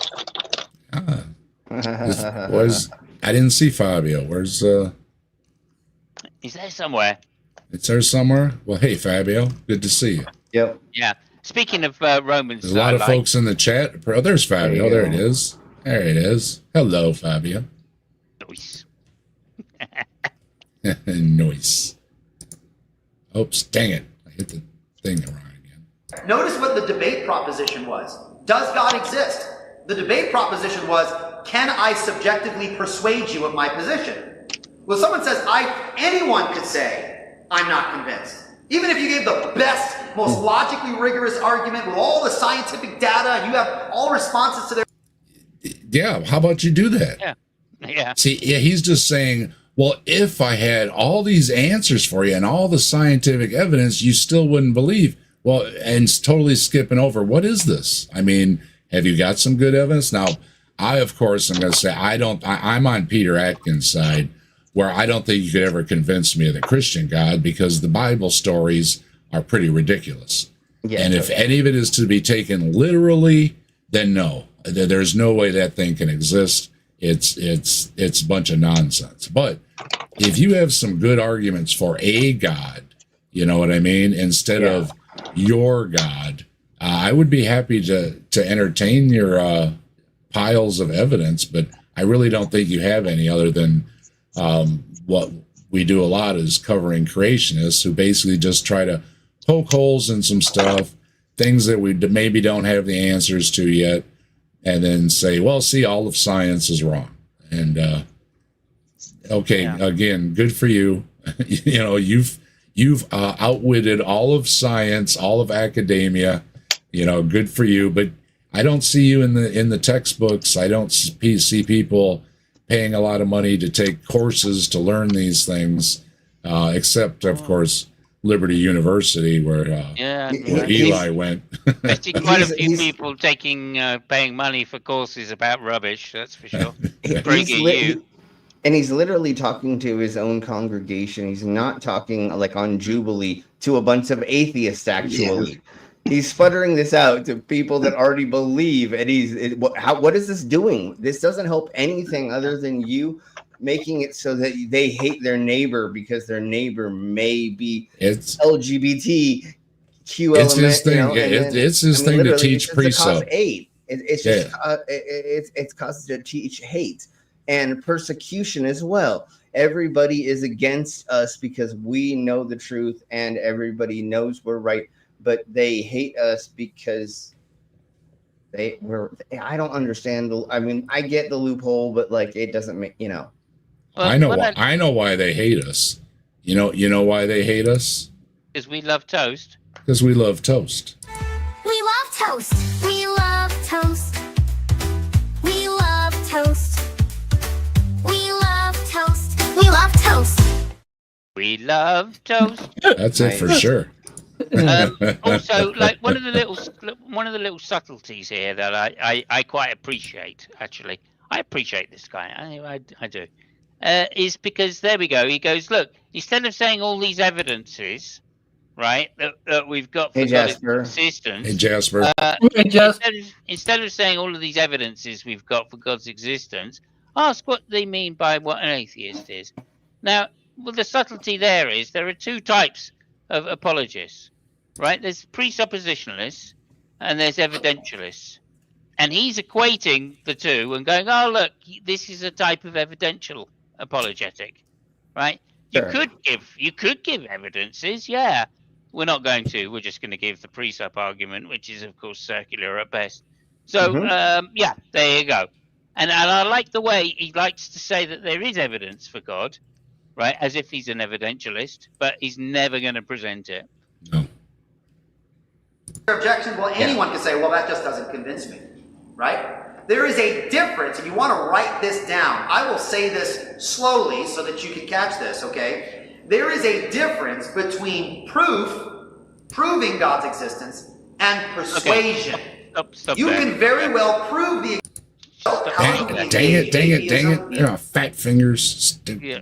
Stop there. Put mods up again. Oh, yeah, that was I clicked it and then I hit the wrong spot. It's like, okay. She says the God part is supposed to be obvious because we are here, right? Well, that you're just presupposing the existence of God when you're saying we are here, right? If what happens if there is no God? Could we be here? Right. Well, yes. If the answer is yes, then it doesn't saying that we are here is no evidence for God. If the answer is no, then you're just presupposing God, and that's a circular argument. We were here. That's why God exists. God exists because we are here. God made us. That's circular. So, I mean, that's just a nonsense argument, Missing Mod. Love you dearly, but that's the kind of rubbish that's the kind of rubbish that makes people ignorant, I'm afraid. And Fabio says this guy's an imbecile. Imbecile, yeah. Imbecile. Atheism means the negation of the divinity claim. So, before asking an atheist what they mean with atheism, he'd better make up the fucking claim. Exactly. That is the best thing to do. Well, what's your claim? Tell me I don't believe in God. What's your God you're talking about? And it's like about halfway through the show, so I think we're going to skip up to some of the good stuff near the end here because he gets to some really good stuff here, and I don't want to leave those parts out because I clipped it up for a reason. Here we go. Whoop. There we go. There's my cut. Okay. Up. A little bit. There it is. Okay. Here's my cut. Okay. He gets a little more ornery, so to speak, as this went along. So again, he repeats a lot of stuff about, doesn't know what an atheist is. So okay, we got that part, Pastor Eli. You need to talk to an atheist. You're welcome to stop by and talk to us. We're here every Saturday. So let us know. Oh, and Dave, real quick, I'm just posting Amber's GoFundMe again. People, please, if you got something to spare, she got a shit ton of medical bills that she's still got to pay. So please. You'll also find the link in the description. So if you've got it like that, and I know not everybody does, but if you've got it like that, and you know what what it feels like to be overwhelmed with a bunch of medical bills, all help is appreciated, and thank you very much. And while you're down there, don't forget, like, share, subscribe. If you want to get in on the emoji fun, hit the join button and go through the description as well. You'll find not only the link for the Ember GoFundMe, you'll find the links for everybody's channels, for my other channel, for the video we're covering, as well as Kentucky Atheist and Bree and their affiliates as well, because we've got one of the best descriptions around. So don't forget to check it out. That's a good one. Let's go through a couple of things that atheists typically say. I lack belief in God. You'll hear this, as I mentioned before. Okay. Again, if you say that atheism is simply a lack of belief in God, just look at the insufficiency of the definition. Then that would make my cat an atheist, wouldn't it? No, that's stupid. Well, that's just but stupid. like at that point, but a better example would be a newborn baby. Because a newborn baby is an atheist until you tell him about God and you convince him about it. Well, there's one version of it where an atheist, I'm an atheist in relation to some believer. So if there's a believer and he has a claim, then I may not believe what he believes, then I'm an atheist in relation to him. So that makes sense, but I've always thought that babies and rocks are atheists too, so I don't know. Well, yeah, you have to be able to believe. I mean, the point is believe in God. So if you can't believe in God, right, you can't be an atheist. I mean, it's that straightforward. You have to be able to believe in God before you can deny the existence of God, if you like. Right, but they never nail the God part down. They just rely on you knowing what the Christian belief is, or whatever. Sure, but cats can't believe in God. Cats don't even believe in themselves, right? They've got no self-awareness. Babies don't have self-awareness, so they can't be atheists. They can't be theists. Speak for your own cats. My cats think I'm God. So. Okay. Well, that's mine thinks it's fun to barf on the carpet. So. Yeah. Go ahead, Brainless. No, but like cats thinking you're God, like that proves that they can't think. I thought cats were gods, but anyways, never mind. They act like themselves. No, That's They act I like think it. everybody agrees on that. Cats are gods. By the way, I have 3 cats for Anthropomorphism. sale. Real cheap. There you go. 10 cents. 10 cents. No. 10 cents a I haven't heard cat. a price like that in a long time. Yeah, 10 cents a cat. 10 cents for never mind, I'll stop there. Go back Free to the shipping. Free shipping. free shipping. Speaking of shipping, the dog food gets sent to the house, right? And they put it in this big, gigantic box, along with my wife's new planter. Okay. So guess what happened to it? It's in a million pieces. Now, first of all, don't put an 50-pound bag of dog food, whatever, in a box with anything else. And Amazon? the box they put it in, the box they could put it in could have held like 4, 5, 6 bags of dog food. I mean, it's this giant coffin-sized box. Oh, no. It's unreal. I don't know who that. Anyway, yeah. So we're getting another one tomorrow. Dave, they do that because like the people get worked to death over at Amazon. So literally. Somebody was having a bad day. I can't see anybody in their right mind putting those same things in a box. But unless they had to nobody that works at Amazon is not having a bad day because they're working at Amazon.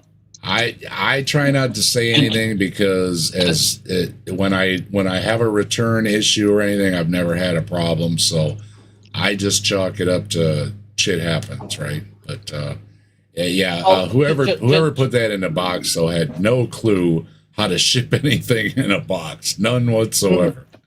No, but just the fact that if like your coworker has a heart attack, you're not allowed to call 911. Yeah, I know they've had a lot of issues there. Stephanie's got to go. There is video. Okay, later. Don't be mad at me, Simos. I'm just saying what I think is. We're not, but we like you, Stephanie. That's why we come and hang out with you all the time. I'm not mad at you, Stephanie. Don't we worry about that. And you're always welcome here, Stephanie. I have a cat, by the way. I think cats are demonic. Sorry, John. I'm just kidding. I'm just kidding. His cats are Christian. I saw them walking around with a track this morning. They got the tulip track, so they were good. I don't know. One of his cats. I think his cat. Shut up, cunt! Fuck's sake. Fabio says, even if he's right, where is the problem in saying that cats are atheists? The only issue I see is the idiot believes that cats can have beliefs and lack of beliefs. Exactly, that's it. Yeah, well, that's one of the things we've talked about before is what actually goes on in the minds of other species. We don't know. Right? Well, like he's saying, trees are atheists, rocks are atheists. Well, they don't even have beliefs. They can't be atheists. So I mean, I don't know. It depends which way you want to go with it, and I don't really care particularly. Don't mention it too much, or you'll summon the unnamed one. But I just think it's ridiculous. That argument is ridiculous.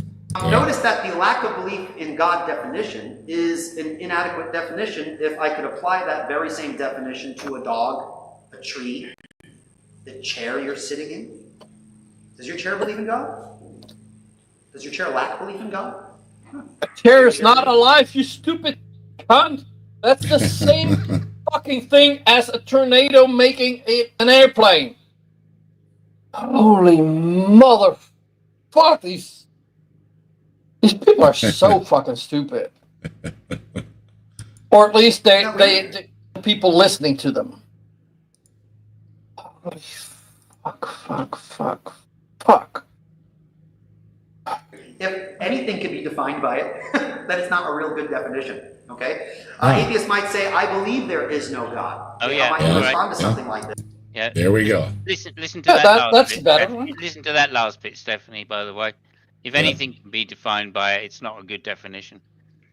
Same thing applies to God. On what basis do you believe there's no God? Now, I know, the Bible tells me, he has a knowledge of God. But not everybody does. What basis do you believe there is no God? Because I don't think you've demonstrated that there is one. And if you're going to point to the Bible, I'm going to point to, if you're taking the things in the Bible literally, it's a bunch of nonsense. I don't think you're ever going to convince me that there was a magic Zupo. Yeah. Also, there is Oh, evidences. okay, okay. There are evidences which say that the concept of God that you are proposing, or has been proposed, or is most likely, are contradictory, and things that are contradictory are impossible. Here's Dave, one for you, Mike. What if all this time Schrodinger's cat has been in Pandora's box? Oh. Go ahead, Brainless. Very nice. well, you did mention the Magic Zubo, and I fucking love that song. I don't think Slim has heard it yet. There are people that have requested the lyrics, so they are posted in the community post on my channel. So yeah, you can see, and the video is on my channel. The Magic Zubo is a video on my channel, so make sure you check it out. You need to look that up, Slim. It's I will. fucking amazing. Like, and I gotta say, like, from the YouTube channels where I see the live streams and shit, you've got the best music, dude. I appreciate it. Like the intro song here, like, is also just fucking amazing. Yeah. Yeah, and then you got the silly toaster, but we're not talking about that one. It's funny. I want to take his own statement and challenge him on his own statement. What's the basis? Surely you have good reasons to believe there's no God. Yes, I do have good reasons. Oh. I don't think you've talked to an atheist, or they would have told you so. It's like he's never heard of the transcendental argument for the non-existence of God. Fabio, absolutely. Is he a presupper that claims that atheists deny their belief in God? Yes, that's what he said. Everybody has the truth. You either suppress it or profess it. Yeah, and he's a professor, by the way. Usually the reason's pretty lame if you think about it. Some people have some thoughtful answers, but I believe there's no God. Why? Well, because I've never seen evidence. Does that mean God doesn't exist? No. Sometimes I use the word logic. No, that doesn't mean God doesn't exist, but you haven't backed up your claim, okay? You're making the claim that your God exists over and above all the other claims of all the other gods. So I've got, let's say, 1,000 gods to pick. I'll make it easy. I've got 10 gods to pick from, okay? Here's the shelf, right, in the store, and you've got 10 gods. Which one are you going to pick? Which one are you going to pay for? Which one are you going to make payments on for the rest of your life, okay? Exactly. Now, you have to convince me which one. And if you can't, then I'm going to say, you know what? I don't think I really need one of these. I'm going to go over to the chips aisle and get some Doritos instead. Exactly. On purpose, so they can feel the force of what I'm saying and say, that's actually doesn't seem very logical to me, because even if what you say is correct, now I don't think it's correct, I think he is suppressing the truth and the righteousness, but even if he were correct, it doesn't follow that God doesn't exist. Isn't that true? Right? Yeah, okay. So it is true that all the arguments for God could fail and God could still exist. That's why you can't prove God by pure argument alone. You need evidence, which is why presuppositionalists will always fail. Yeah, and most of the atheists don't say God doesn't exist. We say we do not believe he exists. And it's more likely that he doesn't exist than that he does exist. But we're not saying, most of us are not saying that it's definite that it doesn't exist.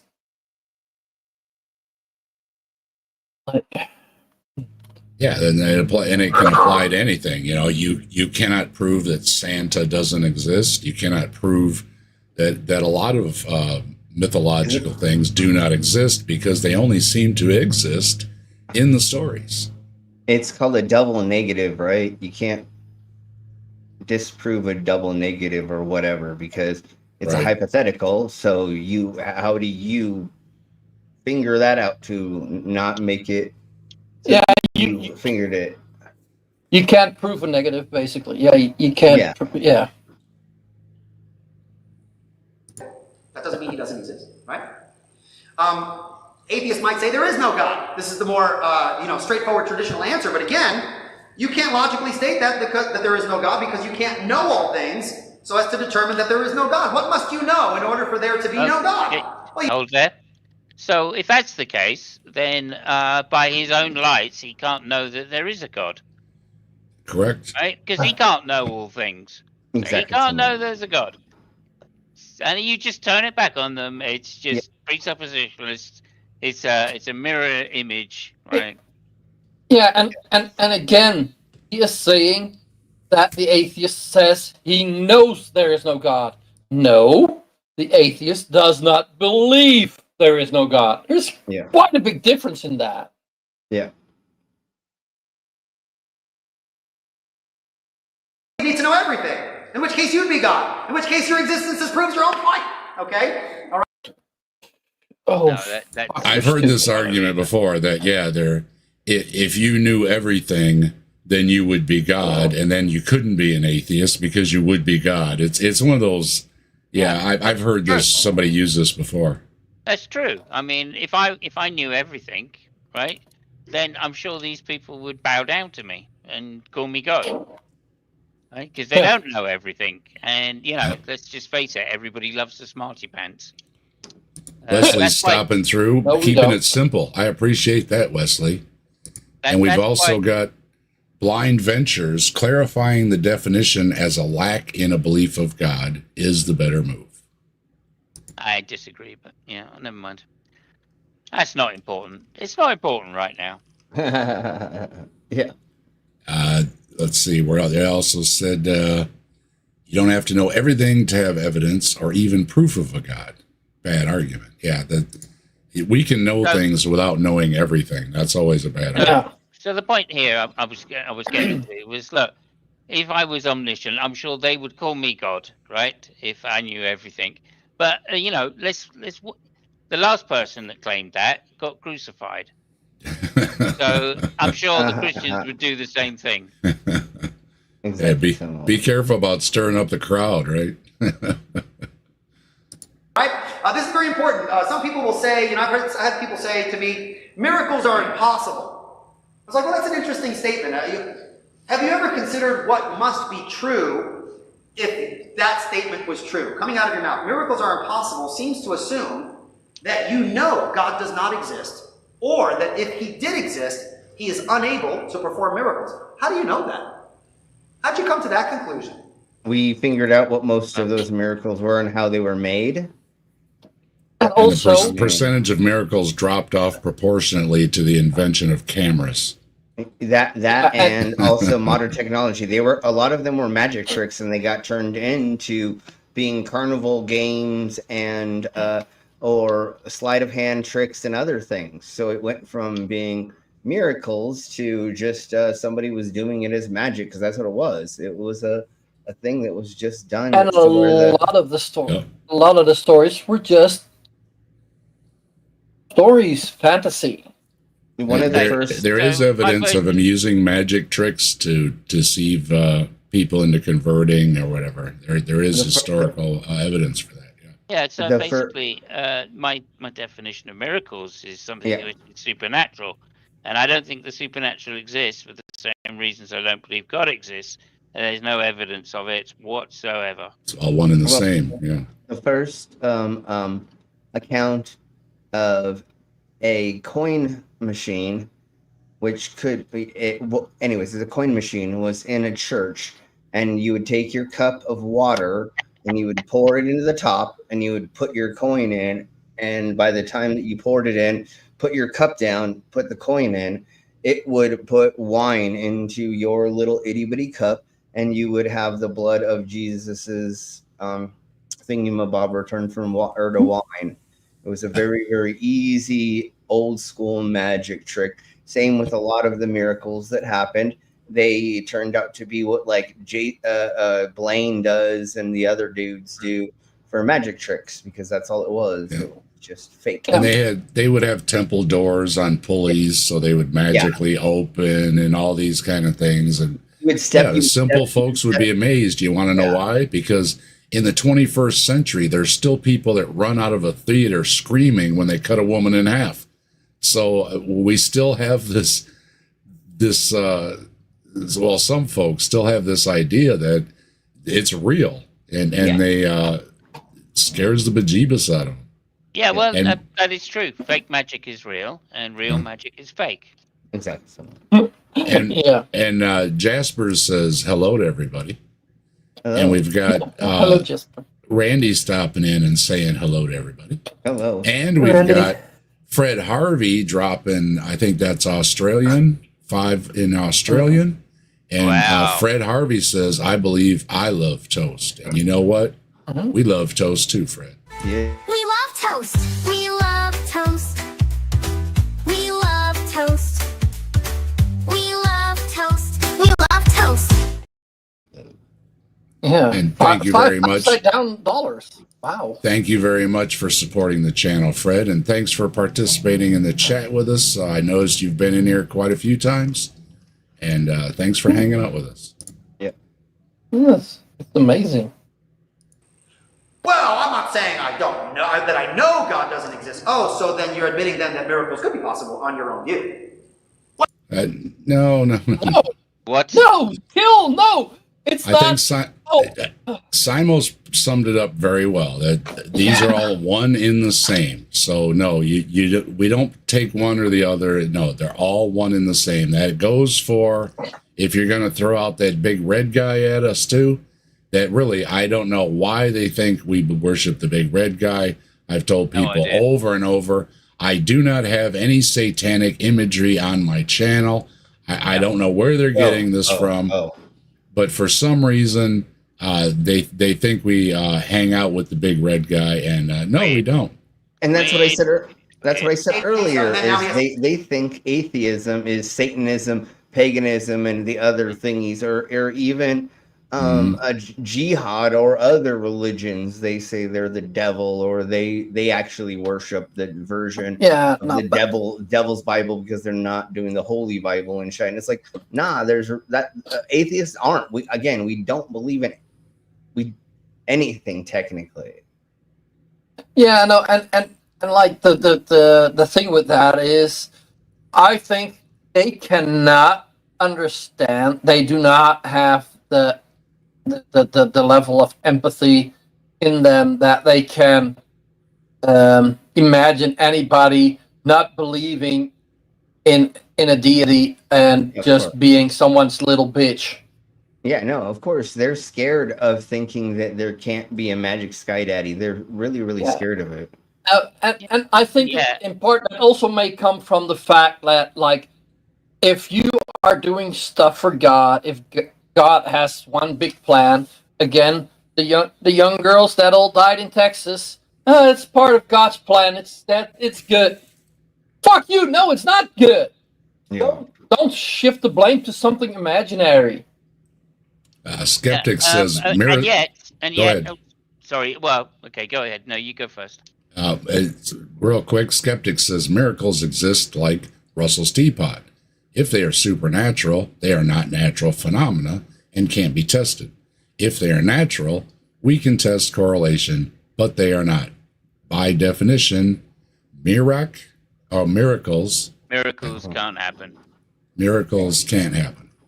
Yep, totes. And if you put up objective ethics comment, Underneath, do that, which is the one above tilting windmill. I might have to scroll back a little bit. There we go. Someone walking on water for you. Miracles do happen. There we go. Exactly. You've seen it here. Yep. Yeah. To reword is sometimes the unbeliever is unaware of their own assumptions that they bring to their statements, and sometimes you're going to have to be able to point that out. Most people are, in fact. The God of the Bible is just so evil. Well, see there again. If we're going to bring up Bible stories, not only can we bring up that there are evil, what we would say are evil stories in there, but I will bring up Isaiah 45:7 that says, "I, the Lord, do good things and bad things. I do all things," which also is a problem with free will, because if you have free will, but God is doing all things, you don't really have free will. Yeah. Yeah, again, that is not accepting the consequences of their own action. You got to have a scapegoat, yeah. Yeah. Which is usually the devil or the atheists or the Smurfs or there's always a scapegoat somewhere. Yep. Oh, Will. Response isn't, no, he's not. I was like, and what's evil? How can you define that for me, please?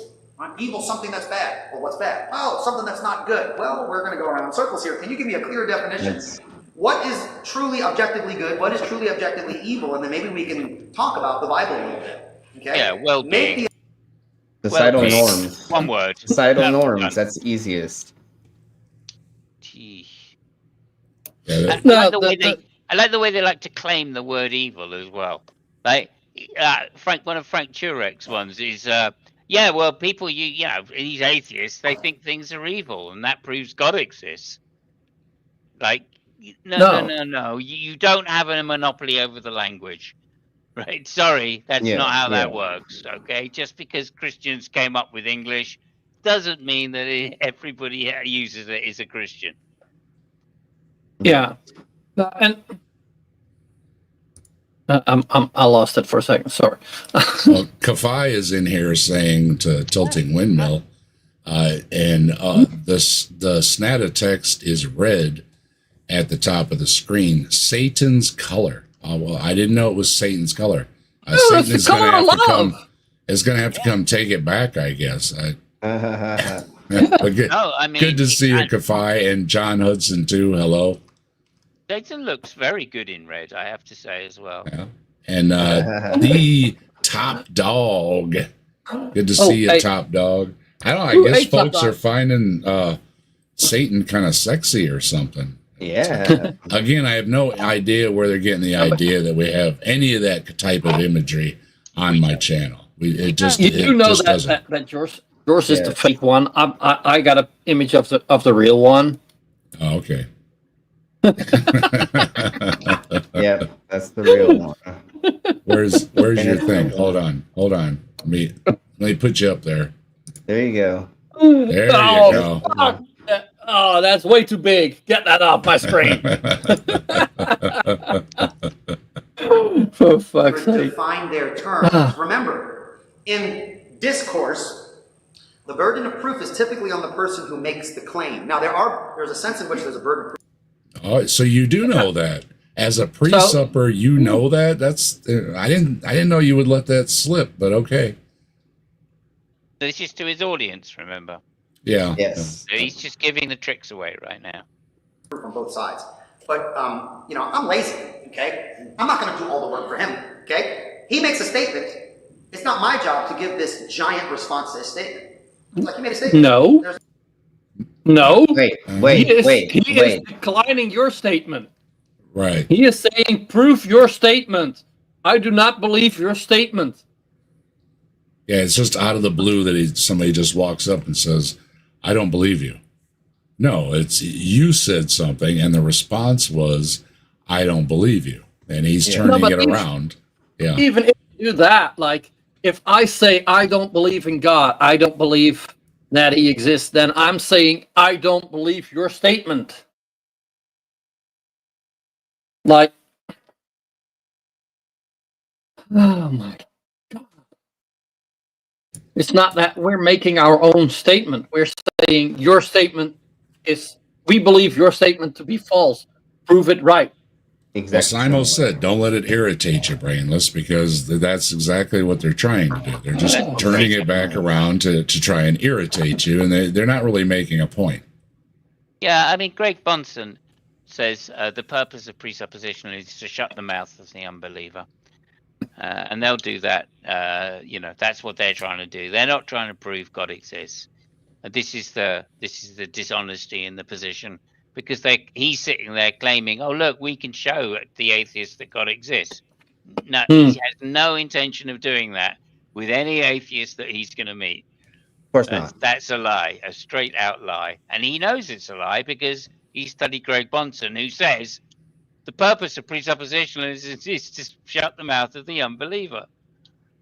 And I don't think that he's going to go out and try to debate an atheist. I think he's trying to get his flock to go and just yell at atheists.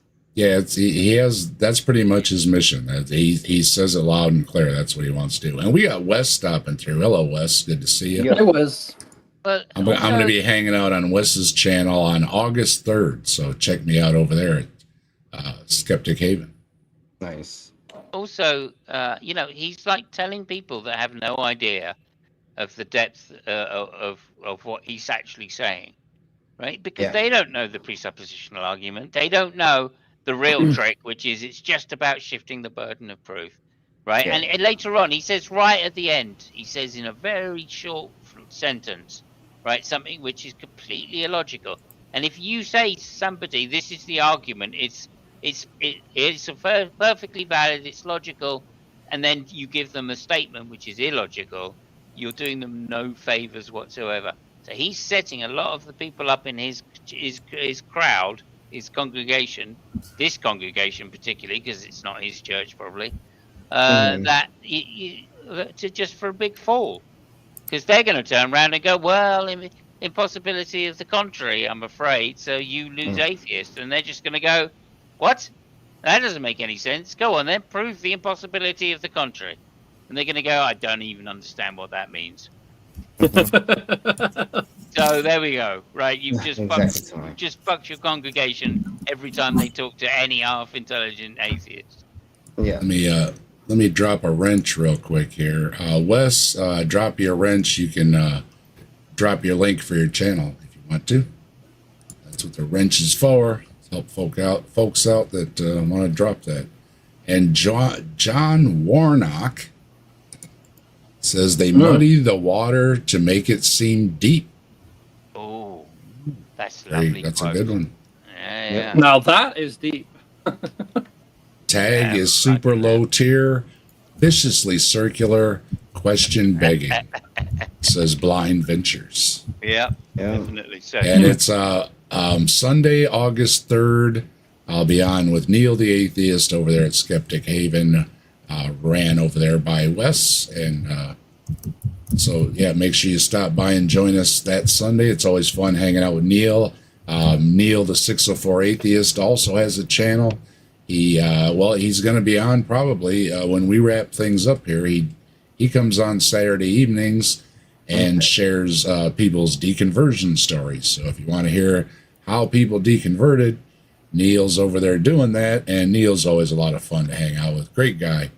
I was on that channel 2 years ago, 4 years ago. I don't remember, but I long ago. I think he's having people to come back on to say what's been going on since the last time you were on. So if it's been a while, get a hold of Mikey or Neil and tell them your time for an update. Yeah, Saturdays are hard from the next couple of months, but I'll hit them up. Well, they plan out in advance and everything, so that's not a problem. Yeah. So God, hey, how do you know that? Let him wiggle a little bit so that he can feel the weight of the irrationality of having that position. And then you find opportunities to interject and respond to the points as they come along. Okay? So asking questions. By opportunities to interject, what he means is over talking. Yeah, exactly. Yeah. Mute his mic. Mute him. It's a great way to take this is what they do. Yeah, there you go. Neil, the 604 Atheist. Yeah, thank you, Tilting Windmill. Great bloke, Neil. Yeah, and like, this is so extremely similar to flat earthers. Yeah. It's so telling that they're just speaking bullshit. Yeah. Hey, Jill, good to see you. Jill says it's what astronauts drink. Oh, that's a good one. The Tang argument. Yeah. We used to drink that stuff as a kid. There was always a jar of Tang. If you didn't have anything else, you made a glass of Tang. Yeah, I remember that as a kid. So there's Deconverted Man. Deconverted Man. Okay. Got a question for you, Deconverted Man. I was on with Joe earlier. You might have seen my email.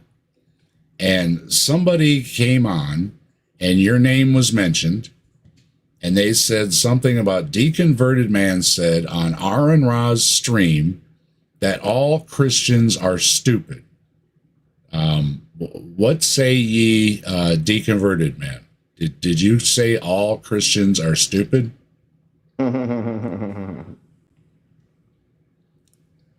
We've got to know, Deconverted Man, because this person was rather upset that you said all Christians were stupid, and I said I think Deconverted Man, was kind of a a Christian, and I don't know why he would say he was stupid, but I guess something was going around that you said on an R and Raw stream that all Christians are stupid.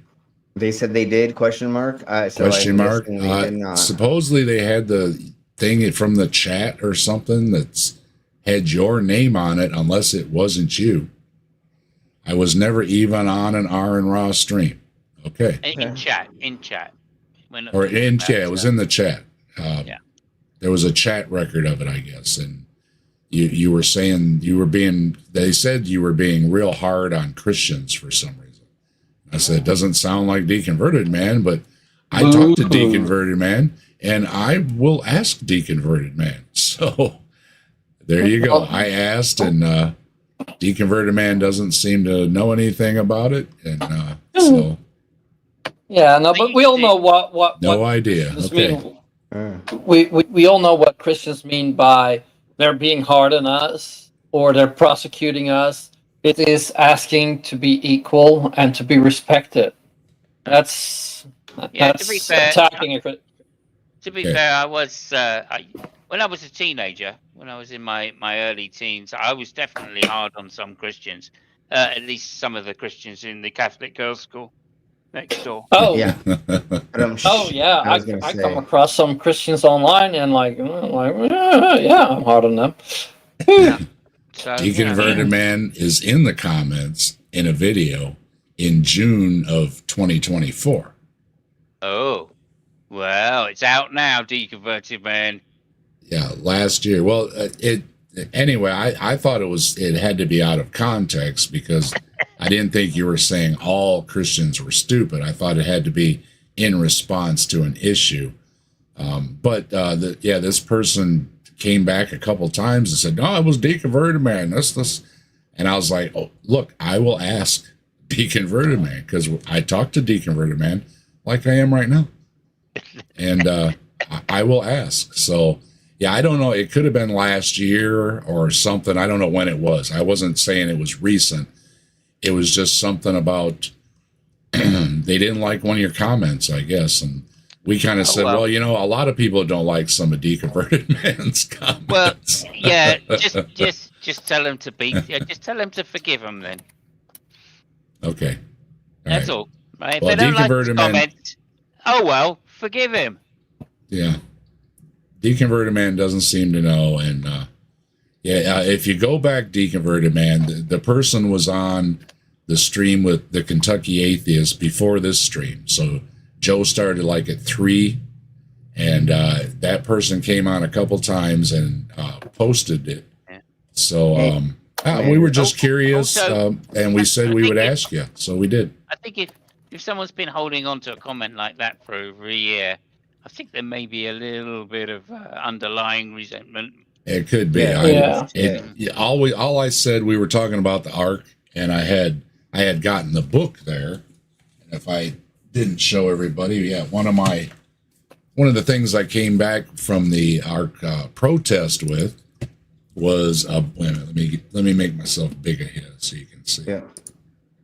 I came back with a book, Addicted to BS, by Dan, I think it's Dorson, and I met him too, so it was really cool. But I got this book, and so when I was mentioning it, I said something about that I had also just gotten Deconverted Man's book, and we had just talked about it on my channel.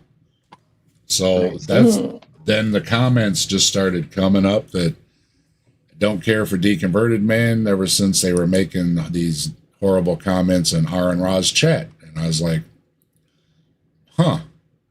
I said, I have not heard of any such thing, but you know, and a bunch of us were there, you know, that all know deconverted man, and so well, we'll ask deconverted man, and there we go. So there we go, you know. Okay. And hey, yeah, Mark Reed is here, and Commander is here. Hey, Mark, Commander. Yo. Speaking of which, that's a very naughty cover. That I don't know if you're aware of that, Deconverted Man. That book has a very naughty cover. It's it's a Mobius strip.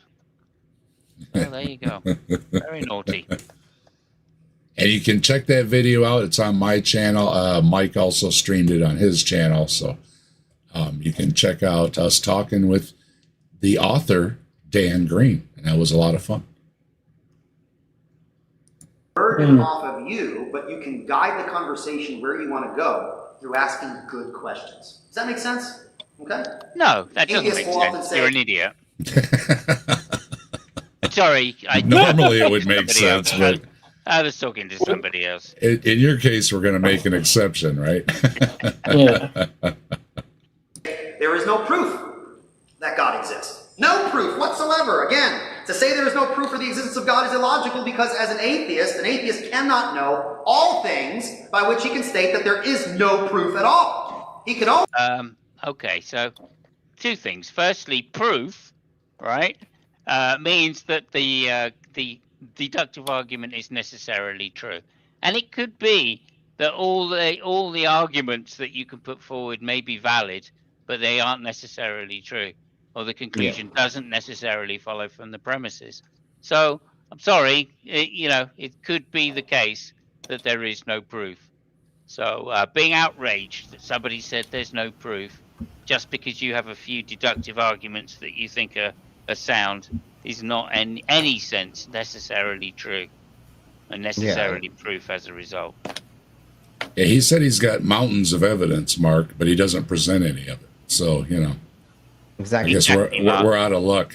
He's a pre-supper, Mark. He is a pre-supper, so he's never going to have evidence. He's never going to be an evidentialist. He doesn't want to he doesn't want to present evidence for God. He can't. Yeah, the guy's awfully pedantic too. I mean, just to state it bluntly, because nobody could have a conversation for you to say, well, there's no proof this, there's no proof that.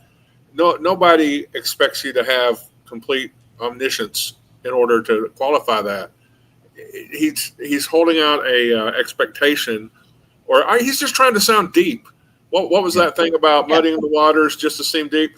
No, you say the proof that I've been presented with does not lead me to conclude that a God exists, or that this is true, or that is true, and that's all you need. I guess he's just trying to, build his clout with this congregation or something, because I just don't know why he needs to say such a stupid thing as you have to have all knowledge or you can't know that there's no proof. It's just totally unnecessary. Yeah.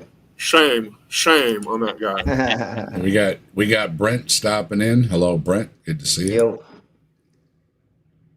Yeah, no, I think that again, they like to move definitions quite a lot, these guys. And so here he is saying there is no proof against God's existence, and yet he has proof for God's existence, right? And again, you just think, well, those are two different definitions of proof. Because I bet if I give you a logical argument for the non-existence of God, Tang, for instance, or the divine hiddenness, or any other number of good arguments as I can see them for the non-existence of God, then all he's going to say is, well, that doesn't prove it, right? And so if I turn around to him and say, well, give me an argument, and he says to me, but you can tell by the impossibility of the contrary that only God can account for these things, and I go, well, that doesn't prove it. Then he's going to say, you don't even know what proof is, Well, no, that's because we're working on different fucking words here. That's when you got to go elbows up. What's up, Ollie? What up? Elbows up. If he's going to say anything at all, then he's not yet seen convincing proof. After all, there may be one he hasn't seen yet. Now, does the atheist have sufficient proof for the existence of God? Yes. Do I believe this is true of the atheist? No. But on their own position, they couldn't say that consistently. What? There we go. What? There we go. I've got proof because I know what proof is, but you don't know what proof is. Unbelievable. Oh man. Okay. I'm feeling like a pretzel. I'm gonna be in one of Slim's shows. I'm gonna be all pretzeled up in one of them tiny boxes or something. Yeah, no shit. I always say this to someone says, there's no proof and no good arguments for the existence of God. And I was like, really? So you must have a good response to the transcendental argument for God's existence. The what now? Fucking do. I fucking do, yeah. And it's been dismissed. Oh my God. I don't think you can't talk prove to an the atheist. Possibility of the contrary. So there we go. That's my argument. It doesn't the argument doesn't follow. Exactly. Or no, maybe you have a good response to the cosmological argument or the Yes, yeah, the cosmological argument. Yeah, it's not necessarily the case that the universe had a beginning. teleological. I use these big words on purpose, by the way. Teleological, yeah. The teleological. If an argument gives you is unfalsifiable, then for itself, in terms of evidence, should not be accepted. What this guy's doing now is the equivalent of trying to impress his date. Yeah. I can say teleological. I can say I'm cosmological. Look at me. I'm a philosopher. I got lots of big words too. So I wonder if he's going to say ontological next. I was wondering. What are you talking about? Oh, so you don't even know what those are. Oh, those are actually like attempted proofs for God's existence. Now, Well, at least he said attempted. Underlining attempted, highlighting the word. You get the highlighter out and put that. All right, gotcha, Pastor Eli. I'm not saying I use them or whatever, but that's in the literature. Notice you don't have any idea about those arguments. How can you be so sure that they're... How do you know we don't? We do. Yeah. We're not in your we. And once again, you have one book and we have all of science. Yeah. What do you think has the more proofs? I think it's science. I just have an itchy feeling. I don't know where I'm getting it from, but I think I've kind of heard that before, that when you proclaim science, you're doing all right. Yeah. And Pastor does talk about it if we get to it. Did you even study this topic? Do you know the evidence for the Bible? All these sorts of things? And their ignorance will typically be shown very quickly. Yeah, we just don't know anything. I told you, Slim, at the beginning, right? Yeah, that was basically his description of this video. We don't know anything, It's He proves throughout the whole thing that at least each one of us knows a little bit about everything that he said, and we've broke it down very, very easily. Yes, Brent says so. Tang is, I guess he's a Christian. Tang is an equally stinky garbage. Then it is. It's called a stalking horse. So it's not meant to be a serious argument for the non-existence of God. It's meant to show that the transcendental argument itself is, shall we say, as useless as the ontological argument. Right? So I don't think it's rational to say there's no proof. Okay? And maybe that's an opportunity to jump into why you think the Christian worldview is true. You can give them a proof. What do you think of that? I think God exists because fill in the blank. What do you think of that? Right?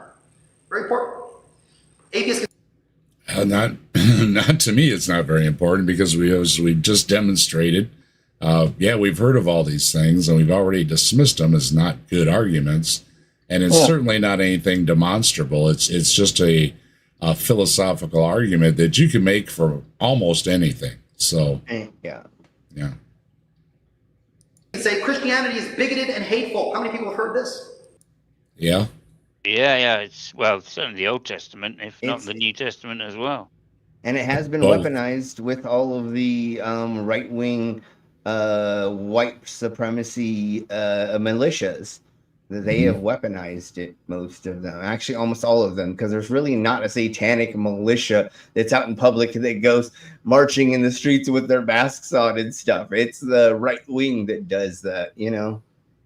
Yeah, I brought that up earlier, Commander, that if we have to take things literally in the Bible, and it goes for other texts too, if you have to take those things literally, then I don't think you can convince me, because those things are just, talking donkeys, right? Talking to a burning bush, I mean, same difference. Yeah, I mean, if your little one has a stuffed Eeyore, right, and it's talking to it and having a tea party, that's great. That's that time when you're that young and you have that great imagination and you're doing all these things and your mind's developing. But then one day you realize the elephant doesn't answer back, right? Yeah. When you're an adult, somebody should have sat you down and said, okay, the Jeebus thing, it was just to make you it was like bedtime stories, the Tooth Fairy, Santa Claus, this thing. You need to not believe in it, keep the morals of hopefully it was the good ones, and keep going with that. But don't be scared of the magic sky daddy and then turn into this douche nozzle. Yeah, and this guy is going to be a douche nozzle when it comes to what he's saying about this, right? Because for 100%, Christians have condemned homosexuality for however 2,000 years, right? They're still doing it to this day. And although some don't, Bread of Life being a very good example of someone that's done some very good work to show that they're not incompatible, being LGBT friendly and being Christian is not incompatible.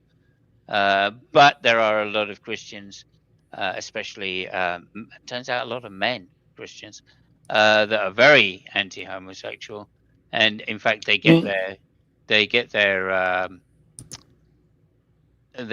kind of what am I looking for here?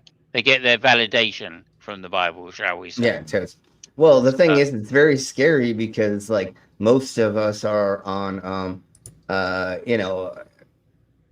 if you look at all the different animal kingdoms and all the different small group animals, there's not very much heteronormality in it. You know what I'm saying? There's a lot of animals doing each other that are the same.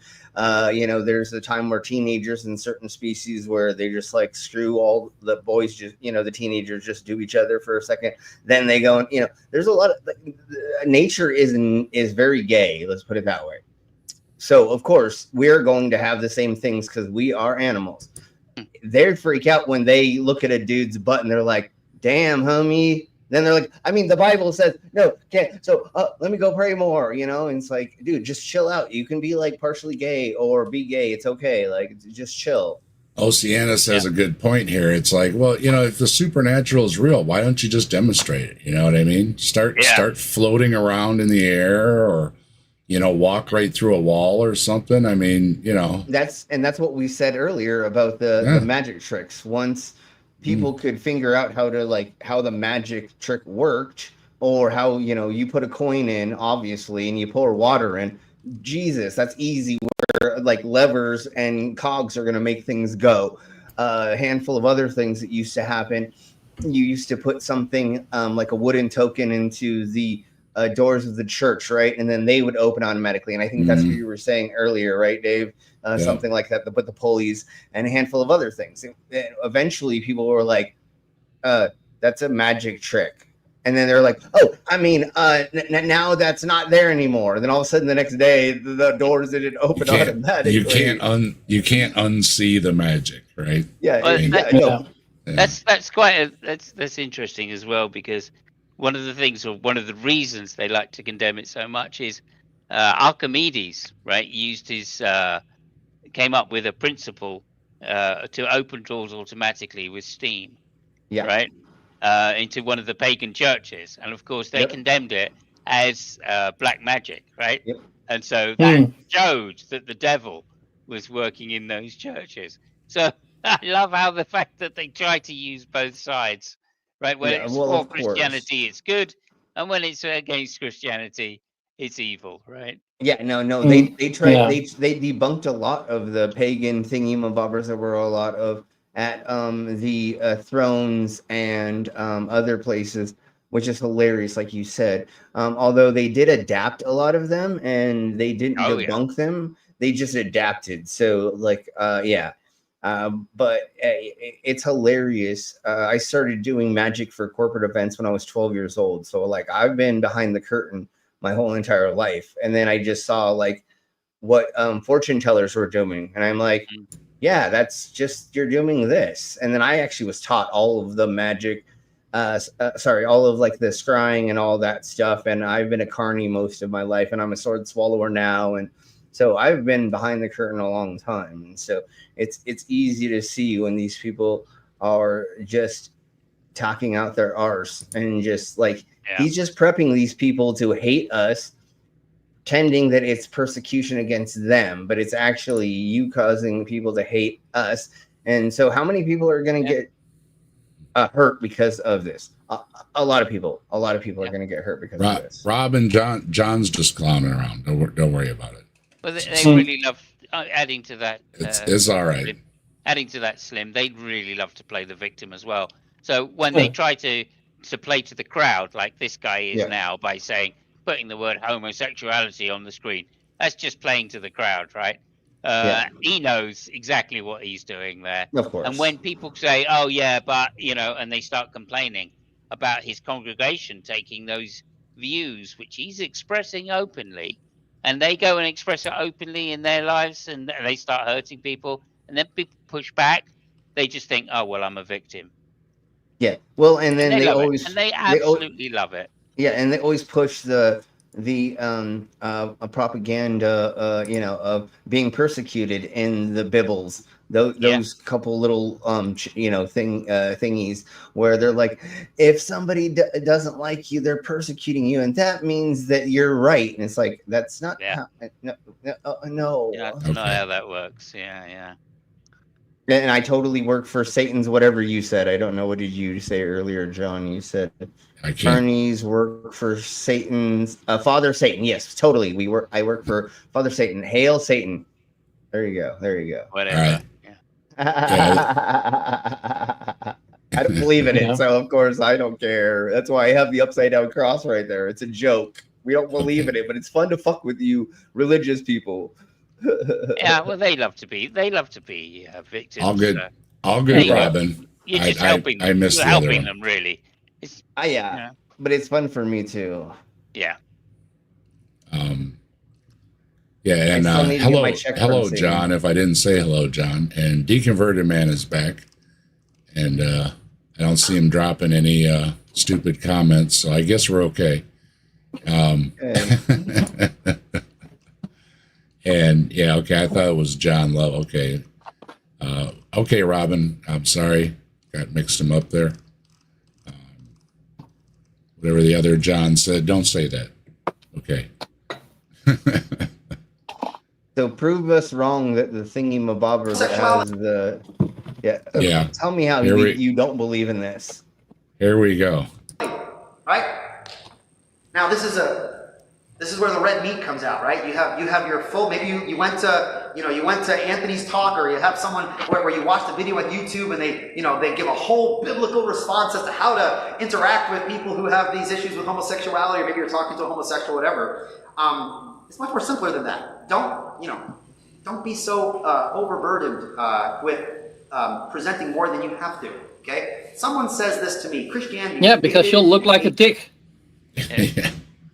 Yeah, no, but like, and like the only thing the only reason they would talk to an atheist is to show that they're. I agree with you, by the way. I always make that qualification. It's good to qualify.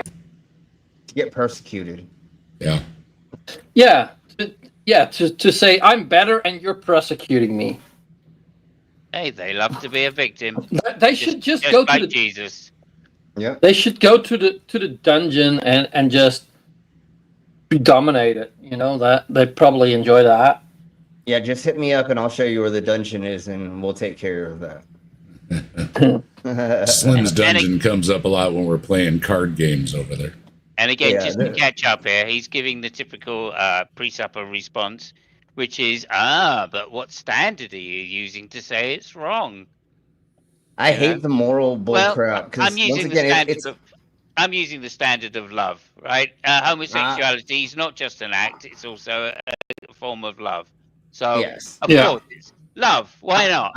I always say, and I know this doesn't work throughout history and not everywhere in the world, but I say societal norms is a certain moral standard, right? You're going to get in trouble if you do this, because it is wrong. And that's why we persecute people. We actually prosecute people for, doing certain things. You can't just run into a store and steal all the stuff and run out and not expect to have something done. That's where a moral compass is. Okay, I don't do that because I shouldn't, for one. But the next thing is, well, yeah, I'm going to get in trouble. Duh. So that's where part of it is. And I hate when they're like, you don't have one because you're an atheist. No, I literally do. I don't run around R-ing people. I don't run around murdering. I don't run around stabbing and doing weird, crazy things. Not because somebody told me or the government told me, because I go, oh, I don't want to hurt other people, and I kind of want to have done to me what other people do. And I think that a society only works if there is a structure. When I was younger, I thought anarchy was amazing. I was like, yeah, punk rock, anarchy, everybody do what you want. And then I'm like, oh, well, but then there'd be no stop signs and then no stoplights. And then the streets wouldn't get fixed. And then, crap. Okay, well, how we have to have a fucking government? Jesus Christ. Sounded like a good idea, didn't it? Yeah, and then you're like, oh my God, how would anything happen? There wouldn't be a fire department. There wouldn't be EMTs. There wouldn't be doctors. There wouldn't be... Okay, cool. Now I know why a structure's here. Duh. There's a reason that you have to have this structure for a society, not because of religion, that you don't need religion to have a society that fucking runs. You can look at all these countries in the Europes where there's not a lot of people that are religious. Deconverted Man, if you want that link from earlier, I can send it to you later. And if I didn't say hey to Fox, hello, Anarch. I can't say it. Hello, Fox. How you doing? Anarchic. Thank you. That's right. They'll be like, wait, what? Why is it wrong? Well, obviously it's wrong. You shouldn't be bigoted or hateful towards other people. Blah, blah. Why? I agree with you, but from your perspective, I assume are you a Christian? And why are you? Here it goes. And why the fuck are you? Why be a decent person if you're not a Christian? And it's and then you're setting yourself up, again, you can turn it back around and say, aren't you a decent person without being a Christian? Right. Well, and then also, once again, do you want everybody to be a dickhead to you? Be the way that you want everybody else to be to you. Hey, Gio. Hey, Ember. Oh, hey. Hello, hey, Gio. Hello, Ember. Hey, Gio. Oh, hey, Ember. And once again, one more reminder, Ember's link is in the description along with everybody else's. We've got the best description around. There's a GoFundMe for Ember's medical bills. If you could help out, it would be greatly appreciated. And while you're down there, do all the good stuff. Like, share, subscribe. And if you want to join in the emoji fun, you can hit that join button down there as well. Go ahead, Brainless. Yeah, I dropped the link in the side chat again. And if you can't give any money, just do what I do. Every LGBTQ post I come across, I interact with it and I mention it and drop the link. Get as many people that you feel would be sympathetic to it. Drop them the link. If they don't click it, then they don't click it. But if they click it, it's a win. There you go. We appreciate everybody doing that as well. Yes. Yeah. That's another way you can help. How do you justify, things being objectively good or bad in your position? The reason he's come into this is because he's now about to set up the argument, by the way. Yeah. That's where he's going with it. Mm-hmm. And we hope you're feeling better. And I love the fact that he's done that by saying, how do you know it's wrong? How do you know bigotry is wrong? right? I mean, And where does the Bible say it's wrong, though? I love it. Yeah, I love again, it. though, yeah, I don't see, and they've pointed out, Yeah. well, that's only Old Testament, and no, there's a lot of New Testament passages that There's a lot are of not very nice either. So, but the reason I'm saying that is because he said quickly, right? Oh yeah, I think bigotry is wrong, but how do you justify it being wrong? Well, if you're justifying bigotry is wrong, then you agree. Then homosexuality is fine, right? Because that was your example of bigotry. Yeah. Yep. Right. Yeah, So good there we point. go. So Yeah. it's nice to hear that this young man Eli is affirming homosexuality. There Yeah, you and go. it's so funny. It's just like flat earthers; they prove themselves wrong. He's just literally is always he's never told us anything. Every time he's disproven himself because once again he has no leg to stand on, and he's telling people to just circularly discount everything anybody says and to not believe them and just to put your beliefs on them, and then if they're telling you you're wrong, then of course that's persecution. So now we're in this again. Yeah. I mean, the only justification he's given is that it says so in the Bible. The Bible, and it must be true because the Bible says it's true. Even though there's no other accounts around the world for certain times that certain things happen in the Bible, like there should have been accounts around the whole world about the Jeebus coming back to life. Like literally every culture around the world you think would have had some kind of somebody would have went there or went and found out, or it would have been written about in so many cultures. Like why was that just a very specific thing that just happened in the Bible or the Dead Sea Scrolls that didn't happen anywhere else? And again, he's not getting anywhere here. Exactly. And we got another half hour here, and I wanted to get to the end of the video because that's where the meat is. Where the meat is. So we're gonna skip up here to the end of the video, and we'll watch out the ending here to wrap up this evening. That's been informative, I guess, as to where Pastor Eli is. Yeah. But he's not said anything new, literally, to what we've heard for most of us. It's worse. Yeah. It's worse than not saying anything new. It's not said anything to he's not educated the congregation even. There has been no substance. Presuppositionalism is and how he's proving that God exists, other than saying the Bible says so. That's it. That's his whole proof is the Bible says so. Now, I bet you could go to before this guy turned up. I bet you could go to any single person in that congregation and said, "How do you know that God exists?" And they go, "Well, the Bible." Yeah, he didn't say anything. He literally just jerked himself off for probably an hour and a half. Is probably what this was. Maybe I don't know how long it actually was, and he's but getting paid for it. He's getting paid. Yeah, of course. Right. That's the thing about speaking gigs. They're fucking awesome because you just get to sit up there and you just get to bullshit for as long as you want. Luckily now I'm getting paid to talk about sideshow and swallowing swords and tattooing, and they pay me to sit on a panel, which is great. And I'm not bullshitting. I just sit down and go, "Hey, I've been doing this for 20 years. Yeah, no, all I have to do is talk about the history of what I've done. Cool. I don't have to say anything else." Yeah, and also, you can demonstrate that tattooing is a thing. I'm like, look at, I'm there. Look at all the modifications. Yeah, there we go. It actually exists. It actually exists. You know? Yeah. And I can swallow the sword in front of somebody. I can actually perform the things. No, I actually give you demonstrations. I can prove it. Yeah. Like I said, we're going to skip to the end here and see what he's got to say. And send me a message, Robin. And, okay. All right. Yes, Ember. Here we Sometimes we do.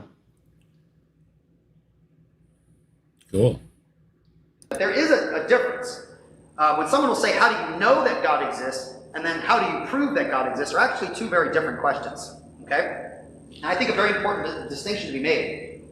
is understanding the by the difference way, between how we know God exists. You just stop there. No, they're not. Right? Definition of knowledge is justified true belief. Justification is in the title of knowledge, right? And proof is a justification, right? Or at least used in this colloquial sense, because he doesn't mean it in the mathematical sense. He's using it in the general sense, and all that is a justification or reason as to why you believe something. So no, they're exactly the same question in this case. Yeah. Go ahead. Yeah, no, I think it's true, and so that, I had a thought, so it must be real. And it's like that's not how it works, dude. Yeah, Robin's reminded me to send everyone over to Mark Reed, who's debating Andrew Wilson. Okay. You know who Andrew Wilson is? That ought to be a good one. When we wrap things up, make sure you go check out Mark Reed and support Mark. Thank you. Okay.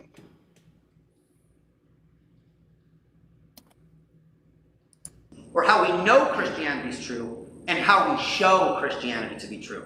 Okay? I remember listening to a very famous Christian apologist, whose name I won't mention, it's not important, but he was asked, how do you know that Christianity is true? He's like, well, I know because of the overwhelming evidence for the Bible and evidence for the resurrection. No, I don't know how you know any of that, because there's no evidence. It's a story. You can't have evidence of an empty box. Okay, it's an empty box. That's it. Well, they don't even have an empty box, Dave. Yeah, that's why we say citation needed.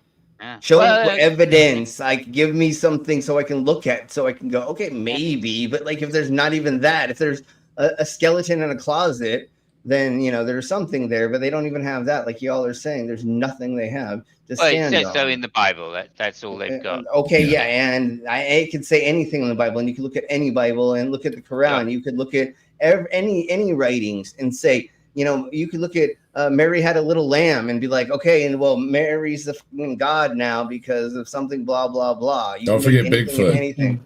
Yeah, you can make Bigfoot into the Sasquatch God and stuff. All hail Bigfoot. You know what I'm saying? So I'm thinking, I'm like, that's not why you're a Christian. That's not why the Bible says you're a Christian. Definitely not why you're a Christian. Doesn't the Bible say that His Spirit bears witness to our spirit that we are children of God? According to deconverted man. According to deconverted man, you're a Christian because you're a fucking idiot. Sorry, I couldn't resist it. I don't mean that for all the Christians out there. Faith, of course, he's talking about faith. Very serious subject.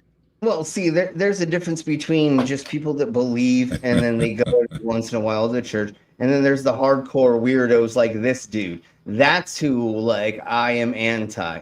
If there, I think that I can't disprove that small communities don't need a religious community as a safety net. I don't know another way for that to be 100%. Although if just everybody's atheist, I guess they could do the same thing. But there is a small reason why you may need that in a small community. It's just this safety net for people.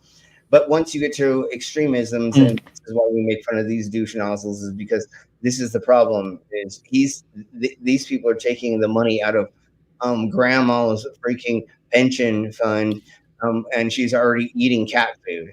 Like, no. If you have to give money to the church, she'd be actually eating a steak dinner right now. And my cat eats better than I do, so. Well, and that too. Nowadays, I see some of those commercials, and I'm like, Mama, start buying some of that cat food. Heck yeah. Putting that stuff out on the plate, heat it up a little bit, and it's like looking pretty good. Exactly. They're doing it with the dog food too. The dog food's looking really tasty these days too. Yeah, I know. But I understand the reference. Yeah. Christianity is true because of the miraculous grace of God transforming my life. I'm not a Christian. This is a personal thing. This is the thing, like when you say you have an experience, okay? Good for you, but I didn't have your experience.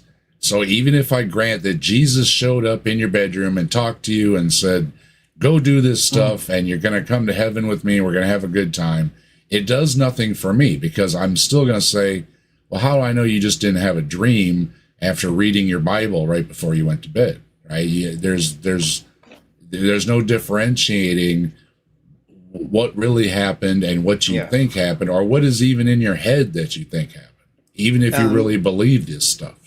Yeah, like the other day, Planet Peterson, he was talking to somebody who said they had a religious experience, and he goes, explain to me what it was. And he goes, well, I was there and I asked for Jesus to talk to me, and then I heard his voice, and he goes, no, explain what happened. Where were you at? What were you doing?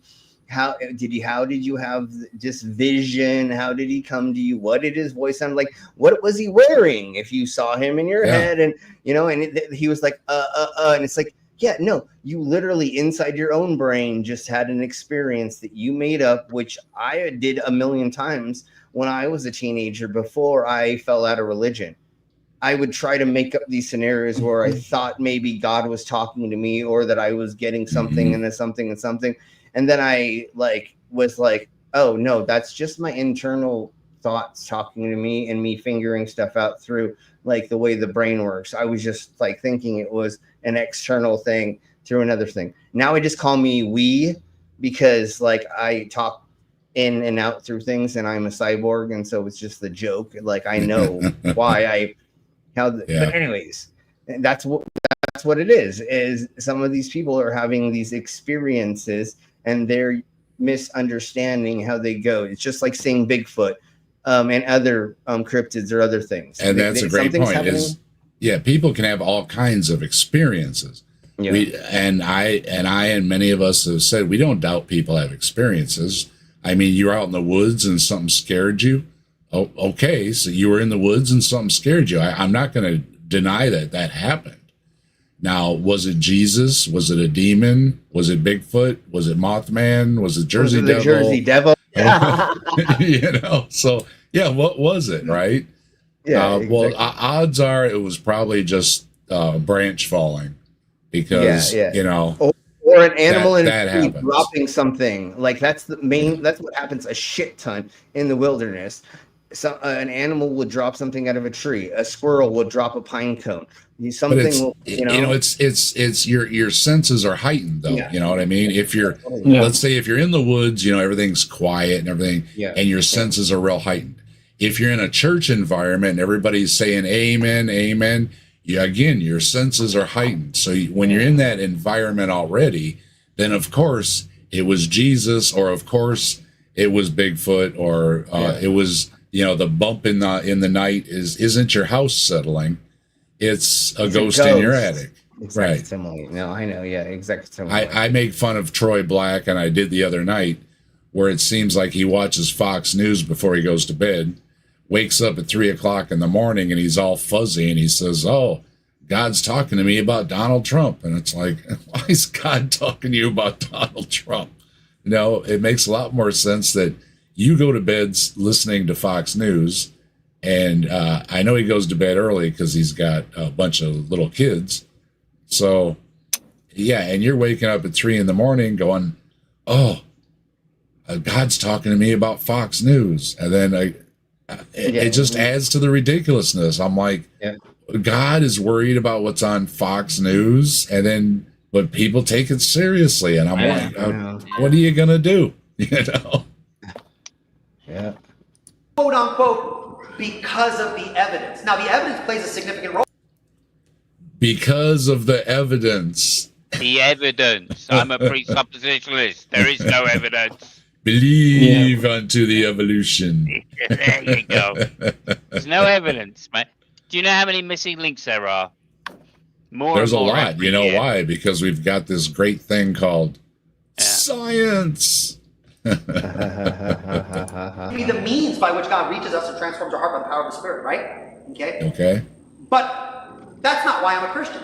When I was interviewed by an atheist, he says, "How do you know God exists?" And I quoted him in the scriptures. I said, "Because His Spirit bears witness to my spirit that I'm a child of God." There you go. It says so in the Bible. It says so in the Bible. Bible's true because the Bible says it's true. You want to know why most people are a religion? They were born into it. It's their parents that were, Yeah. that's why you're Muslim. That's why you're Hindu. That's why most of the time. And there's not very many people that didn't have a religion in their life, went to college, went somewhere, and then got one, other than turning into a cult. Going into a cult's completely different than what we're talking about with organized religion. But most of the time, the reason you're a Christian is because you were born into that. Yeah, it's one of the good things about being an atheist, really, is that, at least there are more atheists today than there was yesterday. Right? It's one of those growing things, you know what I mean? It's like we take converts from everywhere. Yeah. Luckily for me, I was born into an agnostic family, but they let me experience multiple religions when I was a teenager. And they said, pick what you want, kind of thing. And then I was like, I like paganism.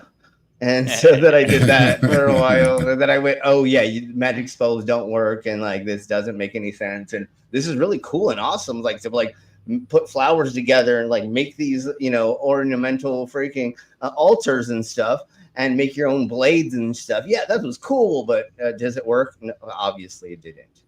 Yeah, and it is interesting. Like my parents never mentioned religion at all.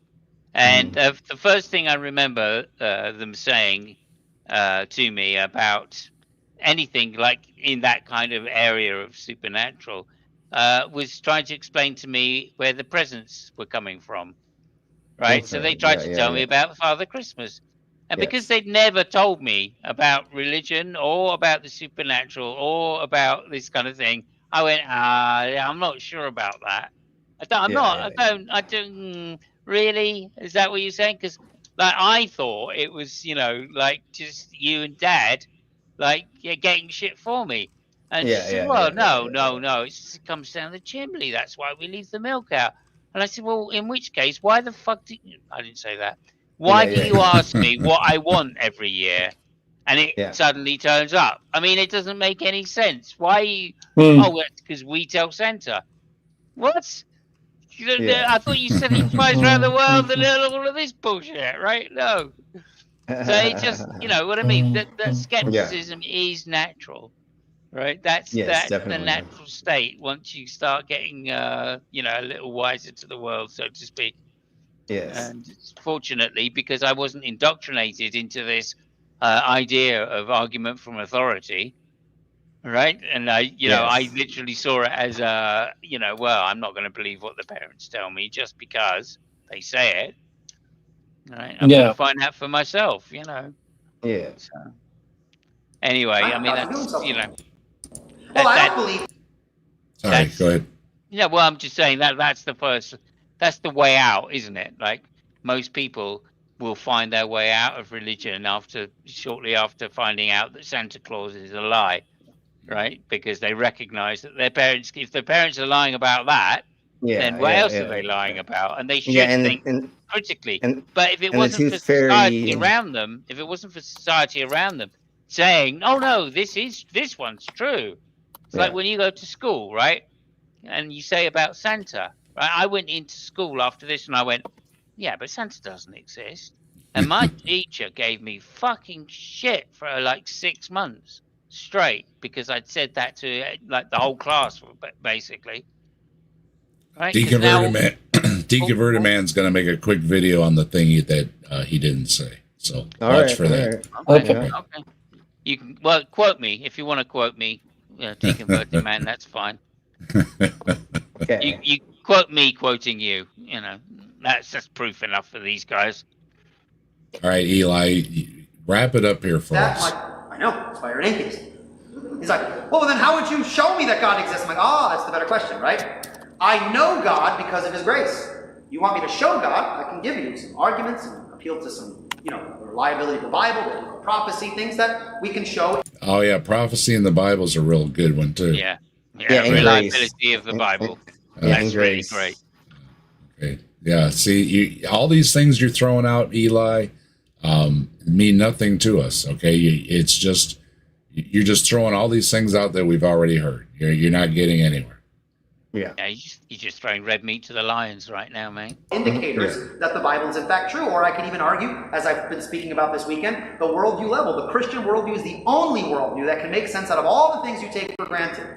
Citation needed! Where does the magic zoo boat fit in exactly? All of a sudden, you just said, there you go. This is the bigger howler. I'm just going to throw it in on the end so no one questions it. And there's a huge contradiction in the Bible because supposedly God upholds the natural laws that do not change, but at the same time, God changes the natural laws. So that's another big contradiction right there. So when they try to say you need it to do science or any of those kind of things, no, because in science tomorrow, the physics doesn't go fly out the window because Yahweh's having a hissy fit. Right, or too many people prayed, so all of a sudden science the tornado went a different direction because people prayed. That doesn't work. That's not science. Yeah. So how I know that God exists? By His grace. He has made Himself known to me. Okay. How do I show Good God exists? By the impossibility of the contrary. By the impossibility of the contrary, that you had an experience? Well, no, like just take that one sentence. How do I show God exists? By the impossibility of the contrary. Yes. So you're going to show the impossibility of the contrary, are you? I'm not sure I know how that can be done, right? I'm just saying, not let your God. In which case, that's fine, right? And your then why God, I might accept it. Why did God talk so much 2,000 years ago and all of a sudden they went quiet? Wes said, check your email, sent you a script. Okay, good. Thank you very much. I will check it. Reject the God that I am speaking of. Reject the worldview that the Bible teaches, and you lose a foundation for everything you've been suggesting. Morality, out the window. Subjective. Citation needed. Again, the Bible, morality is subjective because God will say, don't do this. And then on a whim, God will say, no, go ahead and do that. So I don't get objective from the Bible. There's too many contradictions like that with different books. From one book, it says, eat a pig, and the next one it says doesn't. I know that's not right, but, things like that. Epicurus, right? Yeah. He had a natural philosophy for morals, and Spinoza. Just two names, just to pick them at random. Both of which, one pre-existed Jesus and one post-existed Jesus, and both of them have natural philosophies, and that explain morals just fine. Thank you very much. So that first one, impossibility of the contrary. I'm giving you two possibilities right there that you're not. So what, have you discounted them? No, you haven't engaged with these arguments. So you basically give me an argument from ignorance right now. Yeah. Independent opinion. Without an objective standard, you can't make sense out of anything. Without the God of the Bible, you lose the foundation for science. There it is. You lose the foundation for science without the Bible. You need the Bible science with talking animals, talking plants, talking monsters. They don't even get pyrite. They don't get pyrite in most of the versions. So, bats are not birds. There was no mass group of Israelites under thumbs, so to speak, in Egypt. So there was no mass exodus. There was no parting of the Red Sea. There's no ark. Most of the people, the Moses, Abraham. You go on down the list up until. Kip Davis, I think, just mentioned who it was. You can go through a lot of names in the Old Testament before you get to anybody that probably existed. Exactly. So a lot of that old stuff is all mythology as well. They wrote about other people. Yeah. Where's the science? How about my Simos? What's your favorite one with the sticks, right? There you go. Yeah, that's evolution for you right there. But I just want to say, 500 years before the Bible, Aristotle,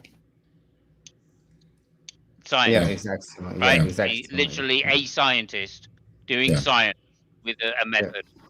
It might not have been the full scientific method, but it was certainly a good one to start with, and it certainly came up with a lot of good science. Discovered electricity in eels, for instance. Yes. Uniformity and regularity makes perfect sense within a Christian worldview. You can Again, no, it doesn't. There's no reason to think of uniformity and regularity if God just poofs things in and out of existence. It only makes sense in a natural world where we do not expect stars and planets and people and everything else to just poof in and out of existence. So no, that's completely wrong.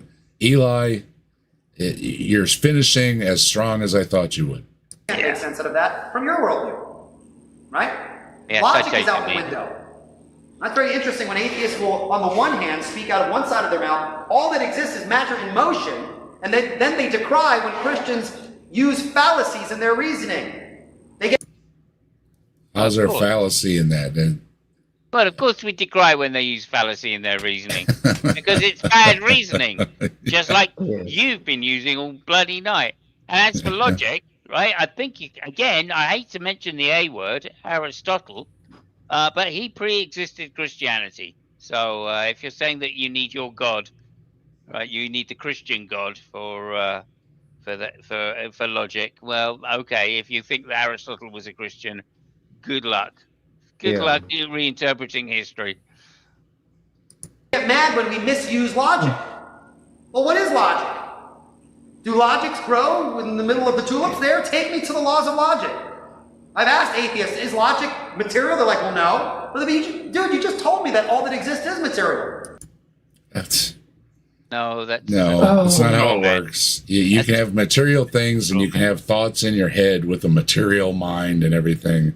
It doesn't make sense that he's just pointing out again that somehow if you're made of natural things, that your brain can't work. Right.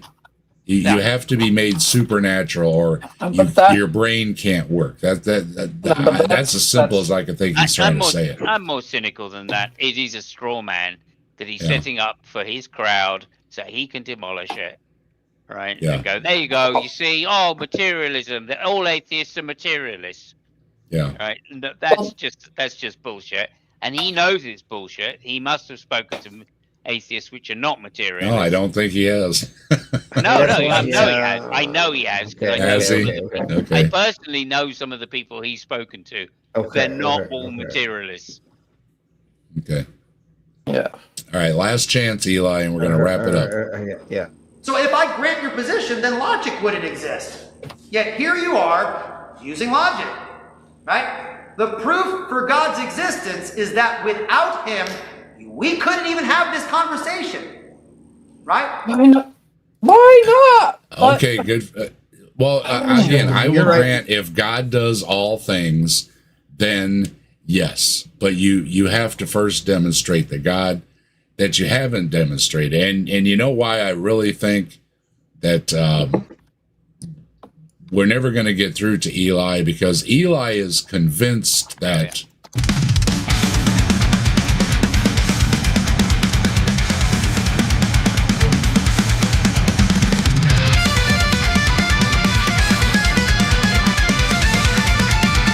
No such thing as an atheist. You guys do not exist.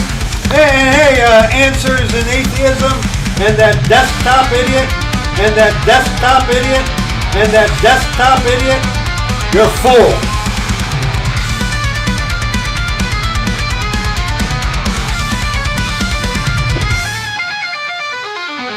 See here, dead flies. Dead flies. Millions and billions of years ago, in a galaxy far, far away, nothing exploded. Dead flies. You call me crazy. Plan of thy destruction. Wait a minute, am I reading the right thing?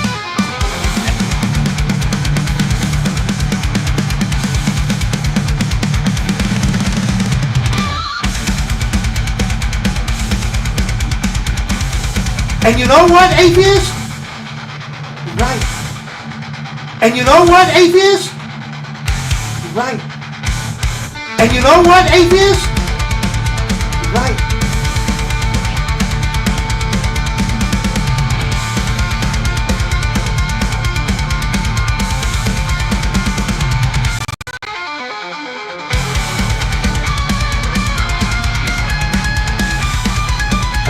Oh, you atheist, especially that one desktop idiot.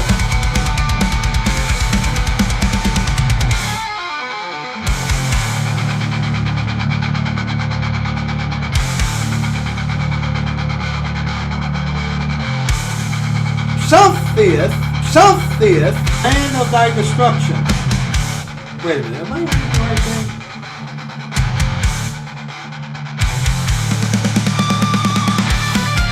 On you.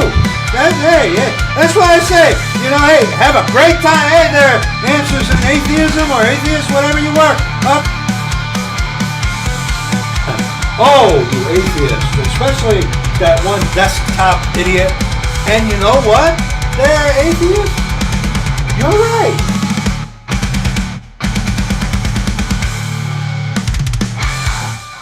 Unless the Lord Jesus Christ saves you, you are going to go to hell and burn forever.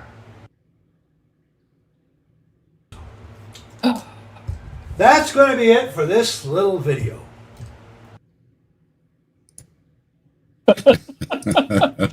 Oh, stupid cunt. Yeah. Because I completely it's so forgot fun. his name, but to me, That's Brad. he will always be the shouting guy. It's like And- he can't just talk; he can only shout. And Slim, Yeah. yes, he literally has the letters K, G, V behind him on his wall. On his wall. Oh yeah. He's Like- the one that he's one of the Oh, boy. ones that says the KGV is in English from God. So Yeah. we had fun covering Brad, although we didn't think it was worthy revisiting him because he's good for like one video and then he repeats everything a lot that atheists don't know what they're talking about. And so that makes sense. we just had a little fun with it like we do. And I made a little video because he seemed us worthy to do 2 days worth of response videos to us. And I'm the desktop idiot. Yeah, and I love Mike that that was desktop here idiot. earlier and Scott are the Answers in Atheism crowd that he's talking about. Yeah. We had some fun with it. I made a little That's music nice. video out of it, and we had a good laugh, right? Make this one. Nice. Yeah, there he is. Okay. So it's that time, and like everybody said, make sure you go check out Mark Reed's doing a debate. It's already started, so yeah, roll on over there. Tilting Windmill, I believe, dropped the link. If you could do it again, did. Tilting. I just did. You just did? Well, thank Yes. you, Brainless. You on it? Okay. There we go. I'm not gonna make it there, but you fuckers had fun there. I'm not making it either. Thank you for having me though, Dave. for Hey, sure. Slim, thanks a lot for joining us. Yeah, you were a great guest. Appreciate it. And yeah, next time you have some time, you're welcome to stop by. Just let us know. We'll get you a link. And Definitely. as always, Same. let me know when you're covering the Bigfoots, and I'll be there. For sure. And brother. Brainless, thank you as always. And thanks, Brainless, for hanging out. I know sometimes it gets late for you, and we always appreciate it when you hang out with us, as well as you, Simos. I know it's late for you, too. Yeah, no Um, worries. Pleasure to be here as always. And look forward to seeing you again next week, hopefully. Always a great talking with you. Just And to say, Yep. let me do a bit of shilling, if I may. I'm not Go ahead. probably not going to be on again this week for the Onion. I'm going to take another week off because I'm still exhausted.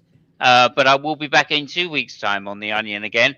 And in the Okay. meantime, I'm probably going to be on Christopher Mouty's channel next. So Okay. look out for that. And if someone could put Christopher Mouty's link in, that would be amazing. So yeah. And once again, to find Simos or Brainless, who's usually hanging out with Slim, links are in the description below, as well as let me roll through it one more time, do the business before we go. Okay. Next Friday, July 25th at 7 p.m. Eastern, I'm going to mod Austin Sims debating Katrina Cook on evidence for evolution, and they're only going to stick to the science topics. So next Friday, check that out. Also on Fridays, Bree is doing Charlatan's Web, so you can check that out as well on Friday evenings. We do have the GoFundMe for Ember's medical bills. If you've got it like that, please click the link and help Ember out. And as again, share it. And always just share it. You sharing it, you share it away, man. And yeah, Answers in Atheism, Mike and Scott, they had to duck out earlier. They had some stuff going on, but always appreciate seeing Mike and Scott and their input in the discussions. And so again, Simos, make sure you get his link. There's also the link for the Grassman Chronicles. There's the link for HiveSci where you can get a hold of Bree. And there's the link for Joe at the Kentucky Atheist, as well as his affiliate. So again, we always have the best description. Make sure you go through it. And while you're down there, hit like, share, subscribe, leave us a comment. And if you want to join in the emoji fun, you can become a member, hit the join button. We've got all the best emojis, including Answers in Atheism on toast and a magic zoo boat. You're not going to get that anywhere else. So join in on the fun. And until then, thanks everybody. Thanks everybody in the chat. I hope everybody has a good one. And we'll see you all soon. Bye. Thanks for having us. And Bye-bye. You can keep saying goodbye because I have to pull up my outro. Bye. Okay, Bye-bye. Say lots of byes. Tschüss. Auf Wiedersehen. Thank you for having me. Bye. Bye. Goodbye, everybody. Bye. Bye-bye. Oh, cheers.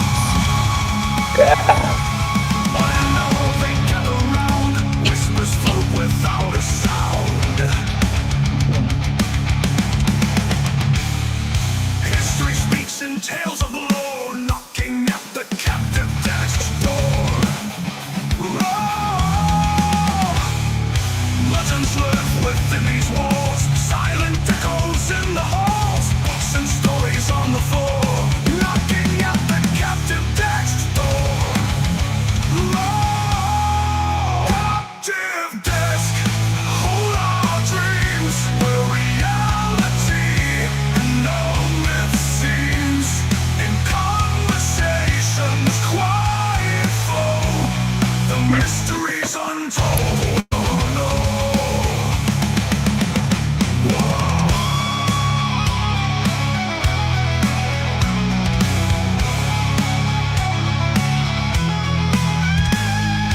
Legends live within these walls, silent echoes in the halls, books and stories on the floor, knocking at the captive text. Nerves are wide, hearts are keen, pages turn to secret scene, ancient maps and hidden lore, knocking at the captive text door. Captive desk, hold our dreams, where reality and no myth seems. In conversations quiet